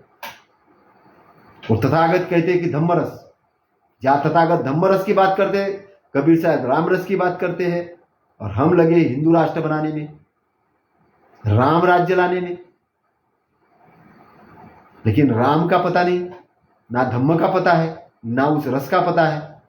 हम घुस गए और कहीं पर भी अंधविश्वास के अंदर में। बुद्ध को हमने मूर्ति के अंदर में डाल दिया, बाबा साहब को स्टेचू के अंदर में डाल दिया, पूजा कर रहे हैं मूर्तियों की, लेकिन धम्म का हमें पता नहीं है। क्योंकि धम्म के लिए जो रिसर्च सेंटर बनने चाहिए थे वो बन नहीं रहे। भिक्षुओं के लिए ट्रेनिंग सेंटर नहीं है, ट्रेनिंग देने वाले नहीं है। और धम्म तो एक मजाक की चीज बन गई। मजाक जो होता है ना कि कुछ चल रहा है भाई, जिसका कोई माँ बाप नहीं है, जिसके मन में जैसा आ रहा वैसा कर रहा है। भिक्षु संघ जिसके मन में जैसा आ रहा वो कर रहा है, जो जैसा आ रहा है। अभी मैं वहां पे संबोधि स्थल पे गया, जिसको लोग आजकल बुद्ध गया बोलते हैं, बुद्ध गया नहीं, उसका संबोधि स्थल है बिहार के अंदर में, तथागत को जहां संबोधि प्राप्त हुई। वहां पे जापान वालों ने अपना महायानी के रूप में तथागत का पूरा वर्णन करके रख दिया। मैंने कहा एक नंबर की बदमाशी वहां पर भी हो गई। लेकिन अच्छी चीज है कि आदमी को एक्टिव बना दिया, कि उनको लगता कि हमारे पास बहुत बड़ा ज्ञान है। फिर गोयनका जी के वो उधर सेंटर था, उसके अंदर में गया, वहां पे जाके देखा तो उन्होंने ट्रांसलेट करके रखा है। अब अच्छा है कि हमने थोड़ी पाली वाली पढ़ी थी, तो उसमें चित्त को भी माइंड ट्रांसलेट किया और मन को भी माइंड ट्रांसलेट किया। फिर 30-30 साल के 20-20 साल से जो लोग विपश्यना सेंटरों में जा रहे हैं, उनसे हमने बातचीत किया कि भाई ये मन और चित्त क्या होता है। तो बोले मन और चित्त एक ही चीज होती है, एक ही चीज होती है। Very good. तो बाद में उन्होंने बोला वो धीरे धीरे आप समझ जाओगे, अभी आपको नॉलेज नहीं है उस चीज का। कुछ लोगों ने तो ये भी बोला आपको नॉलेज नहीं है। फिर मैंने प्रश्न किया कि तथागत ने मतलब जो धम्मपद है वहां पे मन के ऊपर एक अलग चैप्टर यमकोग्गो आता है और चित्तवग्गो एक अलग है। यमकोग्गो मन के ऊपर ही है, मन और उसके थॉट प्रोसेस पर है। मनोपुग्गा, मनोधम्मा, मनोसेट्टा, मनोमय वहां से स्टार्ट होता है और चित्तवग्गो एक अलग चैप्टर है। और तथागत ये कहते कि मेरा धम्म का जो ऑब्जेक्ट है वो चित्त की शुद्धि करना, चित्त की शुद्धि करना। और चित्त को बोला कि चित्त नगर के समान है, मन इंद्रियों का मालिक है, इंद्रियों का मालिक मन है, चित्त नगर के समान है। दोनों में डिफरेंस है, नगर में और इंद्रियों के मालिक में डिफरेंस है। इंद्रियों का मालिक मतलब जो सेंसेस है हमारे, जो हम बोल रहे हैं, जीवा से स्पर्श ले रहे हैं, विजुअलाइजेशन कर रहे हैं, सारी चीजें हैं, इससे मन से है, थॉट प्रोसेस आ रहा है, मन से कनेक्टेड है। और नगर यानी एक बहुत बड़ी चीज हो गई। इसका मतलब है कि उसके साथ हमारा पूरा का पूरा स्ट्रक्चर डेवलप होता है। हम लोग पूरा, हम चित्त चेतना के साथ कनेक्टेड है। चित्त बार बार जन्म लेना चाहता है। ग्रहाशय है, उसका आशय रहता कि मैं और गर्भ में आऊं, मैं और जन्म लूं, उसका आशय होता है। और इंद्रिय होता है, ये उपभोग करना चाहता है, यहां पे ये करूं उसको। तो दोनों डिफरेंस चीज, जैसे कि मैं थोड़ा गाड़ी के बारे में बोलूं कि गाड़ी का स्टीयरिंग एक अलग चीज है और इंजन अलग चीज है। इंजन से गाड़ी चलती, इंजन पावरफुल चीज है, बहुत पावरफुल है। लेकिन स्टीयरिंग भी बड़ा इंपॉर्टेंट है, क्योंकि इंजन कब बचेगा, कब सही डायरेक्शन में जाएगा, जब स्टीयरिंग बराबर चलाएंगे। स्टीयरिंग कौन चलाएगा? आंखों के माध्यम से हम देखेंगे रोड, हम ले जाएंगे इंजन को साथ में। इसलिए चित्त मन के बैक साइड में आएगा, लेकिन चित्त बहुत पावरफुल है। तो तथागत ये चाहते थे कि ऑटोमेटिक में चला जाए चित्त। ऑटोमेटिक होता है ना आजकल, वो उसको एटो इसमें डाल दिया, ऑटो पायलट में। उस लेवल पे आप चले जाओ, उस लेवल पे आप चले गए तो आप मुक्त हो गए। आपने ऐसा प्रशिक्षित कर दिया। तथागत तो यही चाह रहे थे, आपकी जीवन के अंदर ऑटोमेटिक, जैसे ग्रह को घुमाना नहीं पड़ता, अपने आप घूम रहे हैं, ब्रह्मांड के नियम के साथ कनेक्टेड हो जाएंगे। तो जब आपकी चेतना उस ब्रह्मांड के साथ कनेक्टेड हो जाएगी पूरी तरीके से, आपका मन को आप कंट्रोल कर लोगे, आपका चित्त डायरेक्शन में आ जाएगा। जीवन के अंदर में सुख समृद्धि तो पीछे पीछे ही चलना है। 1000, 5000, 10,000 करोड़ के कारपोरेशन आप ऐसे ही बना लोगे, पार्टियां वर्टियां राजनीतिक पार्टियां बना लोगे, डिसिप्लिन आ जाएगा तो आपको समझ में आ जाएगा कहां पे सिस्टम कौन सा क्रिएट करना है, सारी चीजें हैं। तो इस जन्म के अंदर में प्रोग्रेस करते हुए तथागत का धम्म क्या है? आदि न कल्याण, अभी कल्याण के लिए है पहली चीज। मध्य न कल्याण, बाद में भी कल्याण के लिए है तीसरी चीज। अंत न कल्याण, अंत मतलब शरीर छोड़ोगे तब के भी कल्याण के लिए। तीनों स्टेज पे वर्क करता है। तो इसीलिए कोई आदमी ये कहता है कि मैं अभी उन्नति नहीं कर पा रहा हूं और मैं धम्मों को मानता हूं इसलिए उन्नति नहीं कर रहा हूं, तो गलत स्टेटमेंट है, गलत स्टेटमेंट ही बिल्कुल है ना। क्योंकि जो व्यक्ति वर्तमान में आएगा, यहां पे अच्छे काम करेगा, उसका बाद का भी काम अच्छा होना और उसके बाद का भी काम अच्छा होना है, सब अच्छा होना है। तो धम्म जैसी चीज दुनिया के अंदर में नहीं है कोई भी। धम्म के बराबर का ज्ञान किसी के पास नहीं, क्योंकि सारे लोग कहीं ना कहीं यीशु पे जाके लटक जाते हैं, मोहम्मद पैगंबर साहब पे जाके लटक जाते हैं, कहीं गीता पे जाके लटक जाते हैं, ईश्वर पे जाके लटक जाते हैं, कहीं ना कहीं जाके लटक जाते हैं। लेकिन तथागत का जो इन्वेंशन है, जो धम्म है, ये आपको फ्रीडम देता है उससे आगे। क्या कहना चाह रहे थे पैगंबर साहब, कौन से शब्दों को शब्द नहीं दे पा रहे थे, किस चीज को उन्होंने जाना था, वो तथागत ने जाना था। इसलिए तथागत सम्यक संबुद्ध है, बहुत बड़े लेवल की आइडियोलॉजी है, किसी के विरोधी नहीं है। तथागत किसी के भी विरोधी नहीं है। तथागत सभी के कल्याण के लिए काम करते हैं। तथागत का धम्म सारे संसार के धर्म आने के बाद भी वो बढ़ेगा, आने के बाद भी यहां पे कोई कंपटीशन नहीं बनेगा। वो आके, इसलिए यहां पर ये बोला जाएगा कि यहां पर महासमुंदर है, विन विन सिचुएशन है। कितने भी लोग खाए, कुछ भी करे, तो भी यहां पे कोई कम नहीं होगा। मतलब इसका मतलब यहाँ दरिद्रता है नहीं, दरिद्रता खत्म हो जाएगी। अभी कंपटीशन क्रिएट कर दिया गया, जबरदस्ती का कंपटीशन, इसलिए आदमी कंपटीशन के चक्कर में ये सोचता है कि मुझे मिलेगा कि नहीं मिलेगा, और यही हमारे दुख का कारण है। इसी को तृष्णा का है। मतलब एक अमीर आदमी के पास 1000 करोड़ है तो भी वो दुखी है कि 5000 करोड़ कैसे हो गए। 5000 करोड़ आएगा फिर वो दुखी है, वो खुश नहीं है। फिर दुखी है कि मेरे पास 10,000 करोड़ की संपत्ति, सामने वाले के पास 20,000 करोड़ की क्यों है, फिर दुखी है दुखी। खूब इकट्ठा कर ले लेकिन उसमें से किसी को देने की इच्छा नहीं उसकी। ये है तृष्णा। दूसरा वो व्यक्ति जो गरीबी में पड़ा है, बोलता है कि मुझे कुछ करने की जरूरत नहीं, वो आलसी है, वो भी तृष्णा है एक तरीके से। तो प्रमाद में होना भी तृष्णा है, किसी को कुछ नहीं देना भी तृष्णा है। तृष्णा फिर क्या चीज है? धम्म क्या बताता? धम्म पानी जैसा, धम्म पानी जैसा बहता हुआ शुद्ध पानी, सबको पिलाते हुए चल रहा है और अपना भी मजा कर रहा है। सेवा भाव का काम करता है धम्म। धम्म रंग भरने का काम करता है। धम्म इस पृथ्वी के अंदर बहुत जरूरी है मानव मात्र के लिए।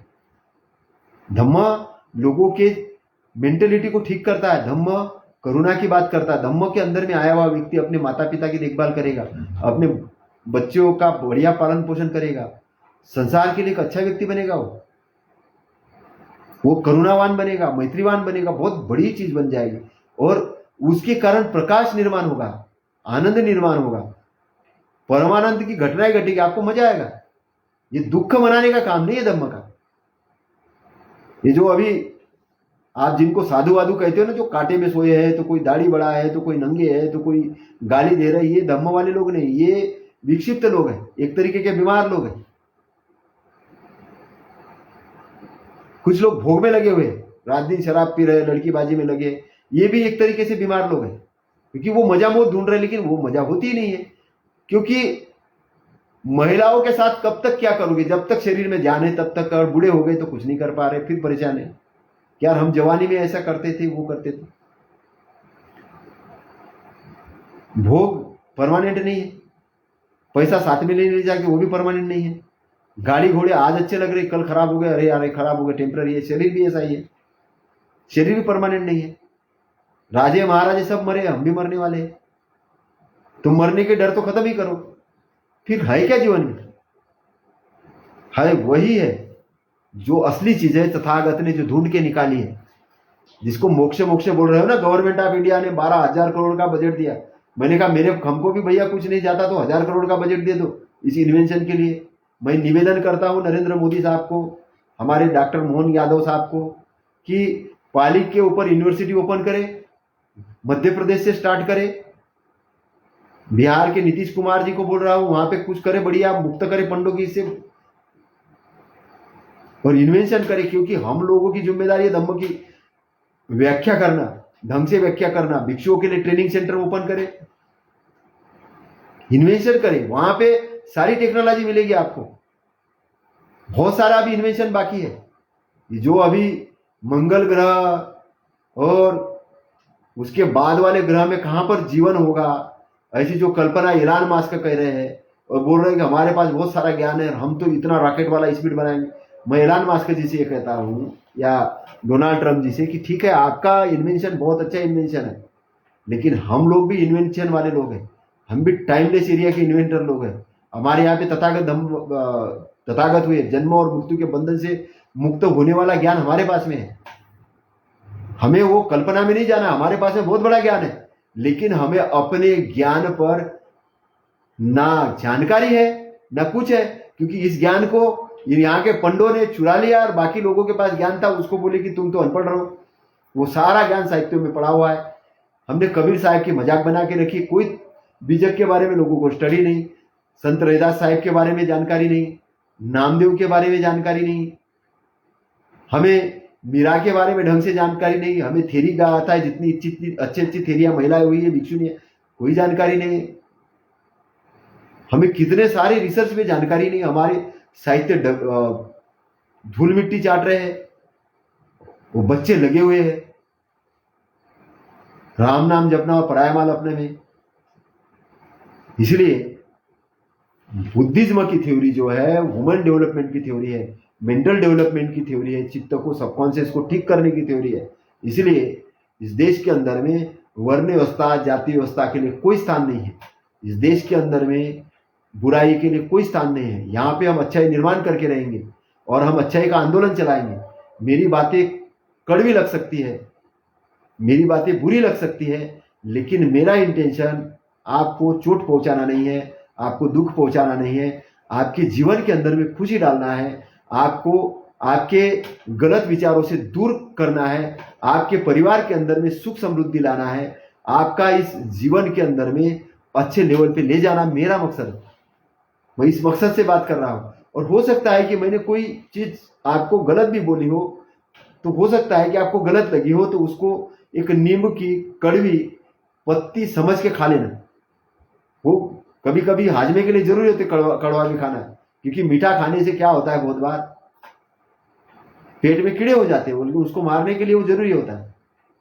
तो मैं आपके कल्याण के लिए तथागत के से मंगल कामना करता हूं। अब आप बोलेंगे तथागत से मंगल कामना क्यों कर रहे हैं? क्योंकि तथागत जन्म मरण के बंधन से मुक्त हो चुके हैं। तथागत की एनर्जी पूरे ब्रह्मांड के अंदर में है। आप बोलेंगे ये भी और आपने अंधविश्वास डाल दिया। नहीं, अंधविश्वास नहीं, सही बोल रहा हूं। आपका अगर प्रज्ञा का लेवल उस लेवल पे जाएगा तो आपको तथागत की एनर्जी फीलिंग होना चालू हो जाएगी। तथागत पूरे ब्रह्मांड के अंदर छाए हुए हैं, कल्पना में नहीं, वास्तविकता में, वास्तविकता में। इसलिए हम लोग जब त्रिशरण पंचशील करते हैं तब पहली लाइन बोलते हैं, नमो तस्स भगवतो अरहतो सम्मा सम्बुद्धस्स। क्योंकि तथागत पूरे ब्रह्मांड के अंदर उनकी चेतना चाहिए, लेकिन समान चीजें समान चीजों में आकर्षित होती है। इसलिए हमको हमारा चित्त जब शुद्ध करते हैं, मन, काया और वाचा से जब हम डिसिप्लिन हो जाते हैं, जब अनुशासित हो जाते हैं, तब हमें बेसिक उनके ये औरा के अंदर में, उस एरिया के अंदर में एंट्री करते हैं। इसलिए जिन लोगों को कोई मेंटल लेवल की कोई बीमारी हो, चाहे बीपी हो, चाहे बुरे सपने आ रहे हो, चाहे उनको नींद नहीं आ रही हो, तो उनके ये सारी बीमारियां, मेंटल लेवल की बीमारियां तथागत के धम्म से दूर हो जाती है अगर ये प्रयोग करो तो। मैंने किया है, मैंने पागल लोगों को पागलपन से भी दूर किया है मैंने। लेकिन अभी क्या है कि अभी धीरे धीरे बोलना जरूरी है, इसलिए मैं बोल रहा हूं। और आपको अगर मेरी बात समझ में नहीं आ रही है, तो मैंने ऐसे लोगों को भी देखा है कि जो धम्म को नहीं मानते, वो पंडों के चक्कर में थे, है ना। लेकिन ये सब्जेक्ट अभी उठाना नहीं चाह रहा हूं, लेकिन मैं उठा रहा हूं, बोलना जरूरी है। मेरे गांव की घटना है, मेरे यहाँ की घटना है। किराने का दुकान चलाने वाले हमारे एक रिलेटिव, एक फकीर आदमी आता है और सिगरेट बीड़ी मांगता है। वो बोलता है कि पैसे लाओ, मैं बीड़ी दे रहा हूँ। बोलता है मैं नहीं दूंगा, देना है तो दो। तो उसका और उसके बातचीत झगड़ा हो जाता है। झगड़ा हो जाता तो ये जो व्यक्ति जो फकीर जो था, ये मेंटल के ऊपर जानकारी रखता था। किराने दुकाने वाला आदमी तो किराने पे जानकारी रखता था, उसको मेंटल के बारे में नहीं मालूम।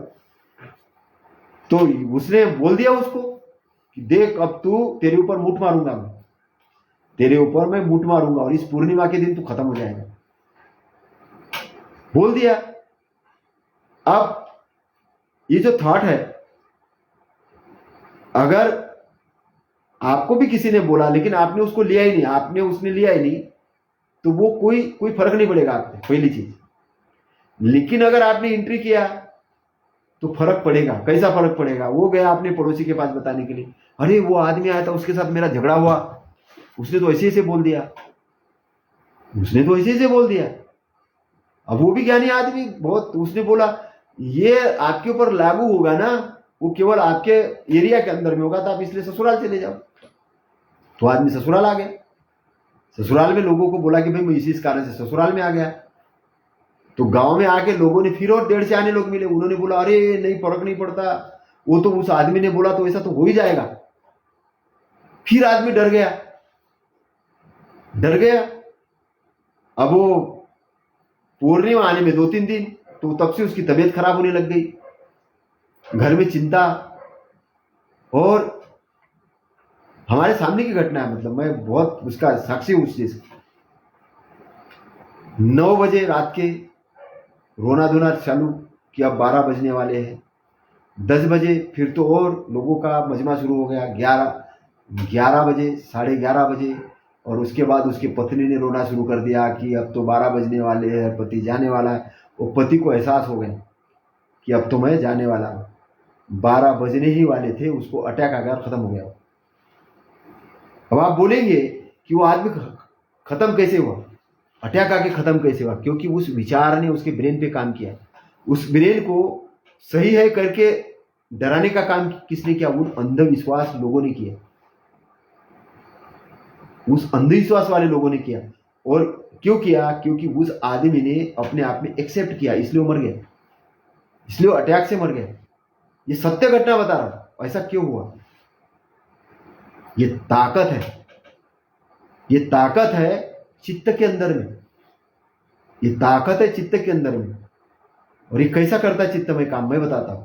तथागत ये बोलते हैं कि आपका शत्रु भी आपकी जितनी हानि नहीं करता है, उतनी हानि आपका गलत मार्ग पे गया हुआ चित्त करता है। एक लाइन। तो गलत मार्ग पे चित्त को ले जाने का काम किसने किया? उसी आदमी ने किया। किसके माध्यम से? मूर्ख लोगों के माध्यम से। दूसरा वाक्य तथागत कहते कि आपका भला आपके रिश्तेदार, नातेवाईक, माँ बाप भी नहीं कर सकते, उससे ज्यादा भला आपका चित्त करेगा, अगर वो सही डायरेक्शन में है तो। दूसरी पॉइंट भी बोला सही डायरेक्शन में। तो हमें भलाई के लिए चित्त को लगाना है, हमें वो चित्त से गलत चीजों को उखाड़ के बाहर फेंकना है। मैं आपको एक निवेदन करता हूं कि जो चीज आपको नहीं चाहिए उसके बारे में आप विश्वास करना बंद कर दीजिए, उस कचरे को बाहर निकाल दीजिए। आपके पास में जो प्रज्ञा है, आप चित्त के अंदर जो चीज को रहने नहीं देंगे वो चीज आएगी नहीं। और यही चीज अमीर बनने पर भी लागू है, यही चीज गरीब बनने पर भी लागू है। अगर आपने चित्त को गरीबी का प्रोग्राम दिया तो गरीब बन जाओगे, और अमीरी का प्रोग्राम दिया तो अमीर बन जाओगे। वो चित्त उस प्रकार का इन्वायरमेंट क्रिएट करेगा। इसलिए चित्त को शुद्ध होना, क्योंकि शुद्ध होने से ब्रह्मांड के साथ जुड़ेगा, वो ब्रह्मांड के अच्छे ही के साथ जुड़ेगा, वहां से अच्छी अच्छी चीजों को देगा आपको लाके। इसलिए विजुअलाइजेशन का जो पावर है वो नॉलेज से ज्यादा है, वो अल्बर्ट आइंस्टाइन कहता है। कुछ थोड़ा बहुत उसने रिसर्च किया है, उतना बड़ा रिसर्च भी नहीं उसका भी, थोड़ा बहुत है। विजुअलाइजेशन का पावर, विजुअलाइजेशन का ऐसे माध्यम से होता है, चित्त के माध्यम से होता है। चित्त रंग से लेके, आभास से लेके हर चीज का विजुअलाइज कर सकता है, बहुत पावरफुल है। उसके अंदर में आपके बचपन से लेके तो हर चित्र उसके अंदर में फिट होता है। चित्त बहुत पावरफुल है। चित्त ही गलत डायरेक्शन में जाने से आदमी अपनी जान भी खुद लेता है, मालूम है आपको? कोई मुर्गी को, बकरे को, जानवर को आपने देखा क्या तालाब में कूदते हुए खुद की जान लेते हो? कभी नहीं लेगा। वो आदमी होता है जो अपनी जान लेता है, जो अपनी जान लेता है दूसरे की भी जान लेता है। क्यों लेता है? कि गलत माइंड पे, गलत डायरेक्शन में। इसीलिए हम लोग बोलते हैं कि ये पेपर के अंदर में गलत चीजें छाप के आती है, उसका विरोध करो। गलत तरीके से प्रचार प्रसार करने वाला सोशल मीडिया, लोगों को आतंकवादी बनाने वाला मीडिया, उसका विरोध करो। और सुप्रीम कोर्ट, हाई कोर्ट पे इसको प्रतिबंध लगाना चाहिए। और अगर इनको समझ में नहीं आ रहा जजों को, तो हमारे जैसे लोगों का सहयोग लेना चाहिए। हम लोग बताएंगे कि ऐसे क्या हो रहा है, क्यों आतंकवादी घटना एक दिन में नहीं घटती, उसका प्लानिंग किया जाता है। और प्लानिंग करने के लिए साहित्य निर्माण करता है। बलात्कार कोई आदमी जाके लड़की पे नहीं करता है, उसको इस तरीके का साहित्य और एक समाज निर्माण करता है। समाज के लोग तैयार करते हैं वो चीज को। समाज की बहुत बड़ी जिम्मेदारी। अभी ये बच्चे, छोटे छोटे बच्चे, अभी एक हमारी कॉलोनी के अंदर में एक करीबन 14-15 साल का, 16 साल के बच्चे ने सुसाइड किया। मैंने लिखा उसमें सोशल मीडिया में कि ये समाज की दुर्गति के कारण हुआ हो, क्योंकि हमने ऐसा वातावरण क्रिएट करके दिया। हम मेरिट के चक्कर में हम बच्चों को डिप्रेस करने में लगे हुए हैं, उनको इन्वायरमेंट देने में नहीं। मैंने एक अभी स्कूल के अंदर में वहां के प्रिंसिपल को और वहां के जो काउंसलर था उसको खूब झाड़ा उसी चक्कर में। वो मेरे बेटे को भी कुछ डाउन करने की कोशिश कर रहा था। ऐसे शब्द तो मैंने उसको बोला, ये मत कर तू, वो चलेगा, अनपढ़ बच्चा चलेगा, मेरे को तेरे एजुकेशन की जरूरत नहीं है। इसलिए बच्चों को भी अगर हम बहुत बड़ा बनाना चाहते हैं तो आप क्लासेस लो, उसको पिक्चराइज कराओ। हम लोग बहुत बड़ा बना देंगे, हम आने वाली पीढ़ी को बहुत बड़े उद्योगपति क्रिएट कर देंगे, बहुत बड़े बड़े साइंटिस्ट क्रिएट करेंगे, बड़े बड़े राजनेता क्रिएट कर देंगे, बहुत बड़े धन कुबेर क्रिएट कर देंगे। यहाँ पे हम ब्रेन को एक ऐसा सुपीक ब्रेन बना देंगे कि ये है धम्म के अंदर में। आपको मेरी बात मजाक लग रही होगी, लेकिन मैं सही बता रहा हूं। ये ब्रेन अगर सही डायरेक्शन में गया तो बहुत बड़ा काम भी कर सकता है, और गलत डायरेक्शन में गया तो गलत काम कर सकता है। इसलिए इस पर बहुत काम होना चाहिए। लेकिन इसमें धर्म के नाम पे जो गुंडागर्दी और जो बदमाशी हो रही है उसको रोकना बहुत जरूरी है, क्योंकि जो लोग अभी गुलाम बना के रख रहे हैं ये ब्रेन पर कमांड रखते हैं, उनको मालूम है कि ब्रेन से किस प्रकार से, इसलिए उन्होंने पढ़ने पे प्रतिबंध लगाया। वर्ण व्यवस्था के अंदर में बोले शूद्रों को पढ़ाई का अधिकार नहीं, महिलाओं तर्क रख रही थी तो महिलाओं को भी पढ़ने नहीं दिया। और आज भी वो एजुकेशन उसी प्रकार का डेवलप कर रहे हैं कि जहां पे अंधविश्वास रहे। गणेश जी बने थे तो मिट्टी से बने थे, तर्क मत करो, तर्क नहीं होगा तो कुछ भी चीज अंदर चली जाएगी, आप वैसे ही गुलाम हो जाओगे। तर्क मत करो। संजीवनी बूढ़ी के लिए पहाड़ उठा लिया तो मान लो, तर्क मत करो, कैसा हुआ था क्या, बस मानते जाओ। वर्ण व्यवस्था बनी है तो मानते जाओ, प्रश्न मत लगाओ, अगले जन्म में ब्राह्मण बन जाओगे। ये जो जिस तरीके से गुलाम बना के आपको रखा है, ये इन बदमाश लोगों ने रखा है जो माइंड के ऊपर पकड़ कर रखते हैं। और इसलिए इन्होंने ही ऐसा साहित्य लिखा कि पीपल वृक्ष के नीचे तथागत को ज्ञान प्राप्त हुआ, बोले यहाँ पे दैत रहता है, तथागत को दैत बोला, तथागत को दैत बोला उन्होंने। क्यों?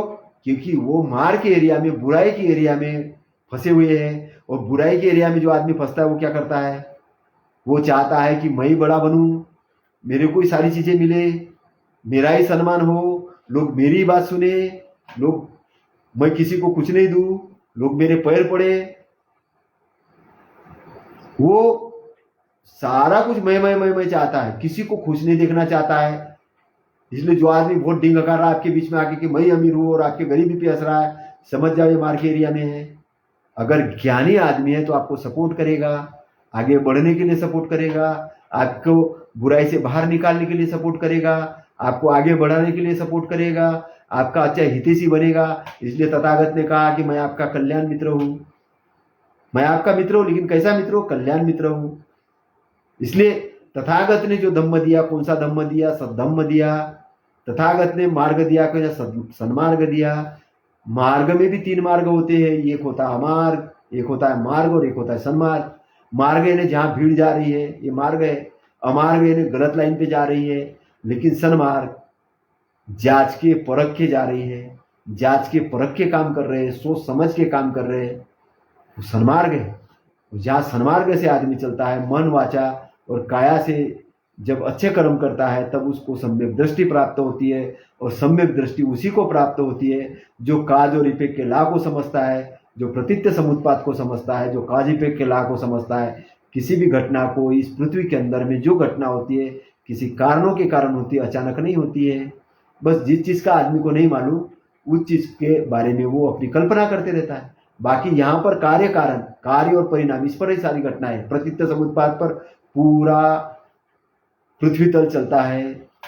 केवल एक एरिया है कि जो प्रतीत्य समुत्पाद पर आधारित नहीं है, वो है निब्बान का एरिया, वो मुक्ति का एरिया है। वो ना बना है ना नष्ट कर सकते उसको, वो टाइमलेस जोन है। वो ये टाइम वाला जोन है। इस टाइम वाले जोन से टाइमलेस जोन के अंदर जाने की यात्रा ही धम्म है।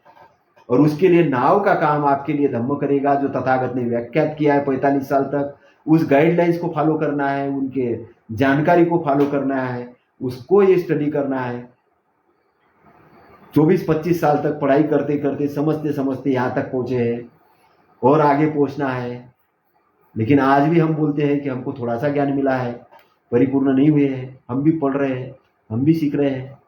लेकिन मेरा यही कहना है, इस देश के अंदर में मैं यहाँ के युवाओं को, यहाँ के लोगों को सम्मान देना चाहता हूँ।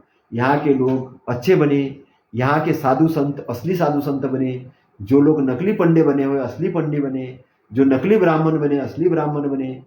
सारे लोग तरक्की करें और तरक्की करके इस देश की उन्नति करें, अपनी भी उन्नति करें, इस देश के अंदर में एक अच्छा वातावरण बनाए और सारे घर के अंदर में खुशी छाए। मेरे आज के प्रवचन को केवल इतना ही समझना, अगर मैंने आपको कोई चीज गलत तरीके से बोलने की कोशिश की होगी उसका रीजन एक ही रहा होगा, और वो है कि कोई बच्चा, छोटा बच्चा है, दौड़ लगा रहा था रोड पे दौड़ लगा रहा था, उधर से वाहन आ रहा था तो माँ चिल्लाई, अरे पुट्टिया, अबे मारू क्या तेरे को, इधर आ जोर से। या उसको एक लपड़ा भी मार दिया होगा, लेकिन उसका ऑब्जेक्ट गलत नहीं था, उसका ऑब्जेक्ट था उस बच्चे की जान बचाना। मेरा भी जो ऑब्जेक्ट है, अगर मैंने ब्राह्मणों के विरोध में कुछ कहा, वर्णीयता के विरोध में कहा, मेरा भी ऑब्जेक्ट यही है, जान बचाना, निब्बान के एरिया में ले जाना, आपकी मुक्ति करना, आपको सदगति में लाना। आप मेरे बातों को चिंतन मनन करेंगे, और जिन लोगों को लगता है कि मेरी बातें गलत है, मेरे सही नहीं है, तो मुझे सुधारने के लिए कुछ अच्छी चीजें बताएंगे, मैं सुधरने को तैयार हूँ। मैं आपका दुश्मन नहीं हूँ, मैं आपका दोस्त हूँ, मैं आपका कल्याण मित्र हूँ। आपका मंगल हो, आपका शुभ मंगल हो। इन्हीं मंगल कामनाओं के साथ आपके जीवन में सुख समृद्धि का वास हो, आपके बच्चे, आपके परिवार के लोग उन्नति करें, इस देश की उन्नति हो, इस प्रदेश की उन्नति हो, इस कॉलोनी की उन्नति हो, सारे लोगों की उन्नति हो, इस संसार की उन्नति हो। इन्हीं मंगल कामनाओं के साथ भवतु सब्ब मंगलम, भवतु सब्ब मंगलम, भवतु सब्ब मंगलम। नमो बुद्धाय, नमो धम्माय, नमो संघाय। साधु साधु साधु।